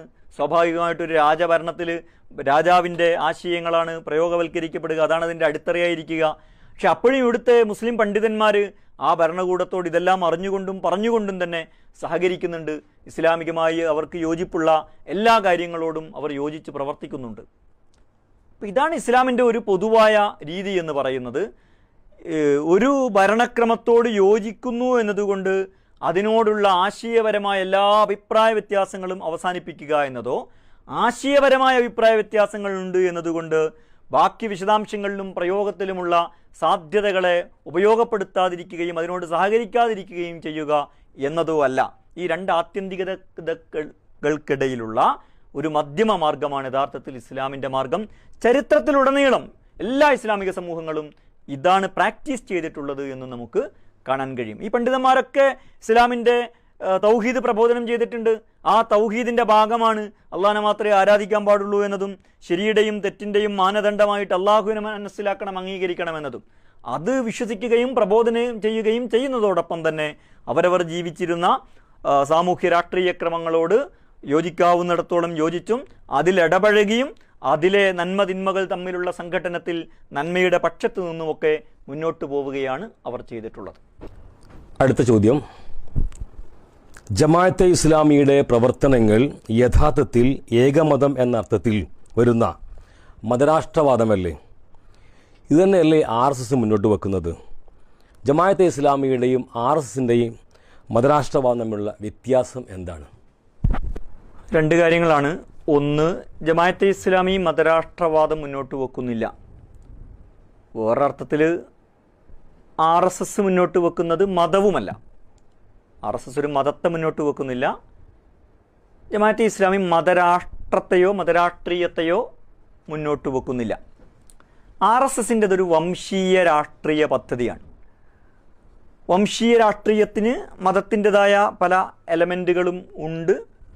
പല എലമെൻറ്റുകളെയും അവർ ഉപയോഗപ്പെടുത്തുന്നു. അടിസ്ഥാനപരമായി അത് വംശീയതയിൽ ഒരു പ്രത്യേക ഭൂപ്രദേശം, ആ ഭൂപ്രദേശത്തിൻ്റെ പവിത്രത, ആ ഭൂപ്രദേശത്ത് ജനിച്ച ആശയങ്ങൾ, ആ ഭൂപ്രദേശത്ത് ജീവിക്കുന്ന മനുഷ്യർ, ജനിച്ച മനുഷ്യർ, ഇങ്ങനെയുള്ള പിതൃഭൂമി, പുണ്യഭൂമി എന്നൊക്കെ പറയുന്ന ഒരു സങ്കല്പമാണ് RSS മുന്നോട്ട് വെക്കുന്നത്. അത് മതവുമായി ബന്ധപ്പെടുന്ന കാര്യങ്ങളുണ്ട്, മതവുമായി ബന്ധപ്പെടാത്ത ധാരാളം കാര്യങ്ങൾ. യഥാർത്ഥത്തിൽ അതൊരു പുതിയ, അതിനെ മതപരമായിട്ട് ആലോചിച്ചാൽ അങ്ങനെ ഒരു തലം RSSനുണ്ടെങ്കിൽ അതൊരു പുതിയ മതമാണ്. പഴയ ഹിന്ദു മതത്തിൽ നിന്ന് വ്യത്യസ്തമായി അവർ വംശീയ സ്വഭാവത്തിൽ സംഘടിപ്പിക്കാൻ ശ്രമിക്കുന്ന ഒരു പുതിയ മതമാണത്. ജമാഅത്തെ ഇസ്ലാമിയുടെ കാര്യം വളരെ ലളിതമാണ്. എന്താണോ ഇസ്ലാം അതാണ് ജമാഅത്തെ ഇസ്ലാമി പറയാൻ ശ്രമിക്കുന്നത്. ഇസ്ലാമിൽ എന്തെല്ലാം ഉണ്ടോ അതെല്ലാം ജമാഅത്തെ ഇസ്ലാമിയിലുണ്ട്. ഇസ്ലാമിൽ രാഷ്ട്രമുണ്ട്, ഇസ്ലാമിൽ രാഷ്ട്രീയമുണ്ട്. അതുകൊണ്ട് ജമാഅത്തെ ഇസ്ലാമിൽ രാഷ്ട്രമുണ്ട്, രാഷ്ട്രീയമുണ്ട്. ഇസ്ലാമിലെ രാഷ്ട്രം ഒരിക്കലും ഒരു തിയോക്രാറ്റിക് സ്റ്റേറ്റ് അല്ല. തിയോക്രാറ്റിക് സ്റ്റേറ്റ് എന്ന് പറയുന്നത് മധ്യകാല യൂറോപ്യൻ ക്രൈസ്തവ സമൂഹത്തിൻ്റെ ഒരു അനുഭവമാണ്. ഇസ്ലാമിക അർത്ഥത്തിൽ ഒരിക്കലും തിയോക്രാറ്റിക് സ്റ്റേറ്റുകൾ ഉണ്ടായിട്ടില്ല. ഇനി ഇസ്ലാമിൻ്റെ ടെക്സ്റ്റുകൾ, ഖുർആനും സുന്നത്തും ഒരിക്കലും ഒരു തിയോക്രാറ്റിക് സ്റ്റേറ്റ് മുന്നോട്ട് വെക്കുന്നില്ല. എന്താ തിയോക്രാറ്റിക് സ്റ്റേറ്റ് എന്ന് പറഞ്ഞാൽ? അവിടെ പുരോഹിതൻ്റെ വാഴ്ചയാണ്. എന്താണ് ശരി, എന്താണ് തെറ്റ്, എന്താണ് നിയമം, എന്താണ് നിയമവിരുദ്ധമെന്ന് തീരുമാനിക്കാനുള്ള അതോറിറ്റി പുരോഹിതനായിരിക്കും. അത് ഖുർആൻ തന്നെ ആ കാര്യത്തെക്കുറിച്ച് പറയുന്നുണ്ട്. അഹ്ലി കിതാബിനെ ഇത്തഖദു അഹ്ബാറഹും വറുഹ്ബാനഹും അർബാബ മിൻ ദൂനില്ലാ വൽ മസീഹ് ഇബ്നു മറിയം, അവരവരുടെ പണ്ഡിതന്മാരെയും പുരോഹിതന്മാരെയും റബ്ബുകളായി സ്വീകരിച്ചു, ഈസ ഇബ്നു മറിയമിനെയും. അപ്പോൾ അദീബിന് ഹാത്തിം പ്രവാചകനോട് ചോദിക്കുന്നുണ്ട് സല്ലല്ലാഹു അലൈഹി വസല്ലം, പിന്നെ ഞങ്ങൾ മസീഹ് ഇബ്നു മറിയത്തെ, യേശുവിനെ ഞങ്ങൾ ദൈവമായിട്ട് സ്വീകരിച്ചിട്ടുണ്ട്, പക്ഷേ ഞങ്ങൾ പണ്ഡിതന്മാരെയും പുരോഹിതന്മാരെയും റബ്ബായി സ്വീകരിച്ചിട്ടില്ലല്ലോ. അതിന് അദീനോട് റസൂൽ ചോദിക്കുന്നത്, അവരൊരു കാര്യം നിയമമാണ്, ഹലാലാണ് എന്ന് പറഞ്ഞാൽ നിങ്ങൾക്കത് ഹലാലും, ഒരു കാര്യം നിയമവിരുദ്ധമാണ്, ഹറാമാണ് എന്ന് പറഞ്ഞാൽ നിങ്ങൾക്കത് ഹറാമുമല്ലേ? അതെ, അതാണ് അവർക്കുള്ള ഇബാദത്ത്. അങ്ങനെ ഇബാദത്ത് ചെയ്യപ്പെടുന്നവരാണ് റബ്ബ് എന്ന് പറയുന്നത്. ഇതാണ് തിയോക്രസി എന്ന് പറയുന്നത്. ഇത് ചരിത്രത്തിൽ ദീർഘകാലം പ്രത്യേകിച്ച് ക്രൈസ്തവ സമൂഹത്തിൽ നിലനിന്നിട്ടുണ്ട്. ഇസ്ലാമിൽ പുരോഹിതൻ അങ്ങനെ പ്രത്യേകിച്ചൊരു പദവിയുമില്ല. അത് ഖുർആനും സുന്നത്തും മുന്നോട്ട് വെക്കുന്ന ചില തത്വങ്ങളുടെയും മൂല്യങ്ങളുടെയും അടിസ്ഥാനത്തിലാണ് വ്യക്തിജീവിതം ഉണ്ടാവേണ്ടത്. വ്യക്തിജീവിതം സംവിധാനിക്കേണ്ടത് അങ്ങനെയാണ്, കുടുംബജീവിതം രൂപകൽപ്പന ചെയ്യേണ്ടത് അങ്ങനെയാണ്, സമൂഹത്തിൻ്റെ പുനഃസംവിധാനം നടക്കേണ്ടത് അങ്ങനെയാണ്, രാഷ്ട്രത്തിൻ്റെ പുനർനിർമ്മാണം നടക്കേണ്ടത് അങ്ങനെയാണ്. ഇത് ആളുകൾക്ക് സ്വീകരിക്കുകയോ സ്വീകരിക്കാതിരിക്കുകയോ ഒക്കെ ചെയ്യാം. ഇത് ഇസ്ലാമിലുള്ളൊരു കാര്യമാണ്. ഇസ്ലാമിലുള്ള വ്യക്തിജീവിതത്തെ പ്രബോധനം ചെയ്യുന്നു, കുടുംബജീവിതത്തെ പ്രബോധനം ചെയ്യുന്നു, അതിൻ്റെ സാമൂഹ്യ ജീവിതത്തെയും സാമ്പത്തിക രീതിയെയും പ്രബോധനം ചെയ്യുന്നു, അതിൻ്റെ ഭാഗമായി അതിൻ്റെ രാഷ്ട്രീയ ക്രമത്തെയും പ്രബോധനം ചെയ്യുന്നു. ഇതെല്ലാം ലോകത്തുണ്ടാകണമെന്ന് ജമാഅത്ത് ആഗ്രഹിക്കുന്നു, രാജ്യത്തുണ്ടാകണമെന്ന് ആഗ്രഹിക്കുന്നു, അതുകൊണ്ട് അതിൻ്റെ രാഷ്ട്രീയ രീതിയും ഉണ്ടാകണമെന്ന് ആഗ്രഹിക്കുന്നു. ഇത് ആളുകൾക്ക് യോജിക്കുകയോ വിയോജിക്കുകയോ സ്വീകരിക്കുകയോ സ്വീകരിക്കാതിരിക്കുകയോ ഒക്കെ ചെയ്യാം. അത് ഓരോരുത്തരുടെ ഇഷ്ടമാണ്. പക്ഷെ ഇതെങ്ങനെയാണ് മതരാഷ്ട്രമാവുന്നത് എന്നല്ല. ഇസ്ലാമിക രാഷ്ട്രത്തിൻ്റെ അടിത്തറ എന്ന് പറയുന്നത് ആളുകളുടെ മതവിശ്വാസം പോലുമല്ല. ഈ രാഷ്ട്രത്തിൻ്റെ അകത്തില്ലാത്ത ഒരു ഇസ്ലാം മതവിശ്വാസി ഖുർആനിക കൽപ്പന പ്രകാരം ഈ രാഷ്ട്രത്തിലെ പൗരനല്ല. ഈ രാഷ്ട്രത്തിലേക്കാൾ വരാത്ത കാലത്തോളം അയാളുമായി ഒരു പൗരബന്ധ ബന്ധവുമില്ല. അതേസമയം ഈ രാഷ്ട്രത്തിനകത്തുള്ള മുസ്ലിങ്ങളല്ലാത്ത ആളുകൾ ഈ രാഷ്ട്രത്തിലെ പൗരന്മാരുമാണ്. അപ്പോൾ ആ രാഷ്ട്രത്തിൻ്റെ പൗരത്വത്തിൻ്റെ അടിത്തറ ടെറിട്ടറിയും അതിൻ്റെ അടിസ്ഥാനത്തിലുമുള്ള സിറ്റിസൺഷിപ്പുമാണ്. ബേസിക് സിറ്റിസൺഷിപ്പാണ്, അല്ലാതെ ഒരാളുടെ വിശ്വാസമല്ല. അപ്പോൾ ഇതൊരു മതരാഷ്ട്രമല്ലല്ലോ, ഇതൊരു തത്വത്തിൻ്റെ അടിസ്ഥാനത്തിലുള്ള ഒരു സിവിൽ രാഷ്ട്രമാണ്. അതിൻ്റെ അടിത്തറ, അതിൻ്റെ ആശയങ്ങളുടെ മൂല്യങ്ങളുടെ അടിത്തറ ഇസ്ലാമായിരിക്കും. അത് സമൂഹത്തിന് സ്വീകാര്യമാകുമ്പോൾ മാത്രം ഉണ്ടാകേണ്ട ഒരു കാര്യമാണ്. സമൂഹത്തിനത് വേണ്ട എങ്കിൽ അതുണ്ടാവുകയുമില്ല. ജമാഅത്തെ ഇസ്ലാമി ഇസ്ലാമിലുള്ള മുഴുവൻ കാര്യങ്ങളും പ്രബോധനം ചെയ്യുന്നു, അതിലൊന്നും അത് മറച്ചു വെക്കുന്നില്ല. ഇസ്ലാമിൽ രാഷ്ട്രവുമുണ്ട്, അതും പ്രബോധനം ചെയ്യുന്നു. അത് ഇസ്ലാമിൻ്റെ രാഷ്ട്രസങ്കല്പം മതരാഷ്ട്രമല്ല. അതുകൊണ്ട് തന്നെ ജമാഅത്തെ ഇസ്ലാമി ഇസ്ലാമിലുള്ളതല്ലാത്ത അതിലെന്തെങ്കിലും കൂടുതലോ എന്തെങ്കിലും കുറവോ ജമാഅത്തെ ഇസ്ലാമി പ്രതിനിധീകരിക്കുകയോ പ്രബോധനം ചെയ്യുകയോ ചെയ്യുന്നില്ല. ഇസ്ലാമിൻ്റെ രാഷ്ട്രസങ്കല്പം മതരാഷ്ട്രമല്ലാത്തത് കൊണ്ട് തന്നെ ജമാഅത്തെ ഇസ്ലാമി മുന്നോട്ട് വെക്കുന്ന രാഷ്ട്രസങ്കല്പം മതരാഷ്ട്രവുമല്ല. അടുത്ത ചോദ്യം, ജമാഅത്ത് അതിൻ്റെ പ്രവർത്തനങ്ങൾക്ക് ഏത് മദ്ഹബിനെയാണ് പിൻപറ്റുന്നത്? ജമാഅത്തെ ഇസ്ലാമിയുടെ പ്രവർത്തന മാർഗം ഖണ്ഡിക 5 അതിൻ്റെ ആരംഭമായിട്ട് പറയുന്നു, ലക്ഷ്യപ്രാപ്തിക്ക് വേണ്ടിയുള്ള ഇന്ത്യൻ ജമാഅത്തെ ഇസ്ലാമിയുടെ പ്രവർത്തന മാർഗം താഴെ വിവരിക്കും പ്രകാരമായിരിക്കും. 1. ഖുർആനും സുന്നത്തും ജമാഅത്തിൻ്റെ പ്രവർത്തന അസ്ഥിവാരമായിരിക്കും. മറ്റുള്ളവയെല്ലാം രണ്ടാം പദവിയും ഖുർആനും സുന്നത്തും അനുസരിച്ച് പഴുതുള്ളിടത്തോളം മാത്രം പരിഗണിക്കപ്പെടുന്നതുമായിരിക്കും. അങ്ങനെ പരിഗണിക്കപ്പെടുകയുള്ളൂ. അപ്പോൾ ജമാഅത്തെ ഇസ്ലാമി ഒരു മദ്ഹബി, ഷാഫി, ഹനഫി, ഹംബലി, മാലിക്കി അല്ലെങ്കിൽ സലഫി, ഇങ്ങനെ മദ്ഹബി, അല്ലെങ്കിൽ മസ്ലക് അത്തരത്തിലുള്ള മൻഹജി പ്രസ്ഥാനമല്ല. മറിച്ച് ജമാഅത്തെ ഇസ്ലാമി ഇടപെടുന്നത് തന്നെ ഇത്തരം കർമ്മശാസ്ത്ര പ്രശ്നങ്ങളിലല്ല. തറാവീഹിൻ്റെ റക്അത്ത് 8 ആണോ 20 ആണോ, കൈ നെഞ്ചത്താണ് കെട്ടേണ്ടത് താഴെയാണോ, ഇത്തരം കാര്യങ്ങളിൽ ജമാഅത്തെ ഇസ്ലാമി സംഘടന എന്ന നിലക്ക് അഭിപ്രായം പറയുന്നില്ല. മറിച്ച് അത് ഖുർആനിൻ്റെയും സുന്നത്തിൻ്റെയും അടിസ്ഥാനത്തിൽ വ്യത്യസ്ത മദ്ഹബുകൾ, ഇസ്ലാമിൽ അംഗീകരിക്കപ്പെട്ട അറിയപ്പെട്ട 4 മദ്ഹബുകളോ അല്ലെങ്കിൽ സലഫി മൻഹജോ ഇനി വേറെ അംഗീകൃതമായ മദ്ഹബുകളോ അഹ്ലുസുന്നയിലെ മറ്റ് മദ്ഹബുകളോ ഒക്കെ ആളുകൾക്ക് സ്വീകരിക്കാം. ഈ മദ്ഹബുകളിലും മസ്ലക്കുകളിലും ഒക്കെ പ്രവർത്തിക്കുന്ന ആളുകളെ ഇസ്ലാമിൻ്റെ സമസ്ഥാപനം എന്ന ലക്ഷ്യം വെച്ചുകൊണ്ട് സംഘടിപ്പിക്കുക എന്നതാണ് ജമാഅത്തെ ഇസ്ലാമി ചെയ്യുന്നത്. അതേസമയം ജമാഅത്തെ ഇസ്ലാമി ഒരു അഹ്ലുസുന്ന വൽ ജമാഅയിൽപ്പെട്ട പ്രസ്ഥാനമാണ്. ഖുർആനിനും സുന്നത്തിനും വ്യത്യസ്തമായ വ്യാഖ്യാനങ്ങളുണ്ട്. ആ വ്യാഖ്യാനത്തിൽ ഏത് വ്യാഖ്യാന രീതിയാണ്, ഏത് മൻഹജാണ് ജമാഅത്തെ ഇസ്ലാമി പിന്തുടരുന്നത് എന്ന് ചോദിച്ചാൽ അത് ഷിയ വിഭാഗത്തിൻ്റെയോ മുഅ്തസിലികളുടെയോ ഖവാരിജുകളുടെയോ ഇങ്ങനെയുള്ള ഫിർഖകളുടെ രീതിയല്ല, മറിച്ച് ഇസ്ലാമിൻ്റെ മെയിൻസ്ട്രീമായ അഹ്ലുസുന്നത്ത് വൽ ജമാഅത്തിൻ്റെ രീതിയാണ്. ആ രീതിശാസ്ത്രമാണ് ജമാഅത്തെ ഇസ്ലാമി പിന്തുടരുന്നത്. ആ രീതിശാസ്ത്രത്തിനകത്തുള്ള വ്യത്യസ്ത മദ്ഹബുകളെ അതിനകത്തുള്ള ന്യായവും സ്വാഭാവികവുമായ വൈവിധ്യങ്ങളായി മനസ്സിലാക്കുകയും അനുഷ്ഠാന കാര്യങ്ങളിൽ ഈ വൈവിധ്യങ്ങളെ അംഗീകരിക്കുകയും, അത് ജമാഅത്തെ ഇസ്ലാമി ഒരൊറ്റ കണ്ടീഷൻ, ഷർത്ത് മാത്രമാണ് അതിൻ്റെ പ്രവർത്തകരുടെ മുമ്പിൽ വെക്കുന്നത്. നിങ്ങൾക്ക് ഷാഫിയാകാം, ഹനഫിയാകാം, സലഫിയാകാം, പക്ഷേ ഞങ്ങളുടേത് മാത്രമാണ് ശരി എന്ന് ശാഠ്യബുദ്ധി പുലർത്തരുത്. അതേസമയം ജമാഅത്തെ ഇസ്ലാമി അതിൻ്റെ സംഘടനാപരമായ നയങ്ങളും നിലപാടുകളും സ്വീകരിക്കുന്നത് പ്രവർത്തന മാർഗത്തിൽ, അത് ഷാഫി മദ്ഹബ് അനുസരിച്ചോ ഹനഫി മദ്ഹബ് അനുസരിച്ചോ സലഫി മൻഹജ് അനുസരിച്ചോ അല്ല, ഖുർആനും സുന്നത്തും അനുസരിച്ചാണ്. ആ ഖുർആനും സുന്നത്തിനെയും സമീപിക്കാനുള്ള വഴി അതിൻ്റെ മൻഹജ് അഹ്ലുസുന്നത്ത് വൽ ജമാഅത്തിൻ്റെ മൻഹജാണ്. ആ മൻഹജിൽ നിന്നുകൊണ്ട് ഖുർആനെയും സുന്നത്തിനെയും സമീപിക്കുക, അതിൽ അഹ്ലുസുന്നയുടെ പൂർവ്വപണ്ഡിതന്മാർ പറഞ്ഞ അഭിപ്രായങ്ങൾ പരിഗണിക്കുക എന്നതാണ് ജമാഅത്ത് ചെയ്യുന്ന രീതി. അടുത്ത ചോദ്യം, രാഷ്ട്രീയ രംഗത്തുള്ള നയവൈകല്യങ്ങൾ, സാമൂഹ്യ രംഗത്തുള്ള അനാചാരങ്ങൾ ഒക്കെ വിമർശിക്കുകയും എതിർക്കുകയും ചെയ്യുന്ന ജമാഅത്തെ ഇസ്ലാമി മതരംഗത്തുള്ള അന്ധവിശ്വാസങ്ങളെയും അനാചാരങ്ങളെയും ശരിയായ രീതിയിൽ കൈകാര്യം ചെയ്യാത്തത് എന്തുകൊണ്ടാണ്? ജമാഅത്തെ ഇസ്ലാമി എന്താണ് എന്ന് മനസ്സിലാക്കാനുള്ള ഏറ്റവും നല്ല വഴി, അതിൻ്റെ പ്രധാനപ്പെട്ട അടിത്തറ ജമാഅത്തെ ഇസ്ലാമിയുടെ ഭരണഘടന തന്നെയാണ്. ജമാഅത്തെ ഇസ്ലാമിയുടെ ഭരണഘടനയിൽ അതിൻ്റെ ഇത് നടപ്പിലാവുന്ന തീയതി, ഇതിൻ്റെ പേര്, നടപ്പിലാവുന്ന തീയതി, രണ്ട് കാര്യവും കഴിഞ്ഞിട്ട് പിന്നെ പറയുന്നത് ആദർശമാണ്. ലാ ഇലാഹ ഇല്ലല്ലാഹ് എന്താണ് ഇതിൻ്റെ ആദർശം. ഇതിൻ്റെ ആദർശം ലാ ഇലാഹ ഇല്ലല്ലാഹ് പറഞ്ഞ് അവസാനിപ്പിക്കാതെ അത് വിശദീകരിക്കുന്നുണ്ട്.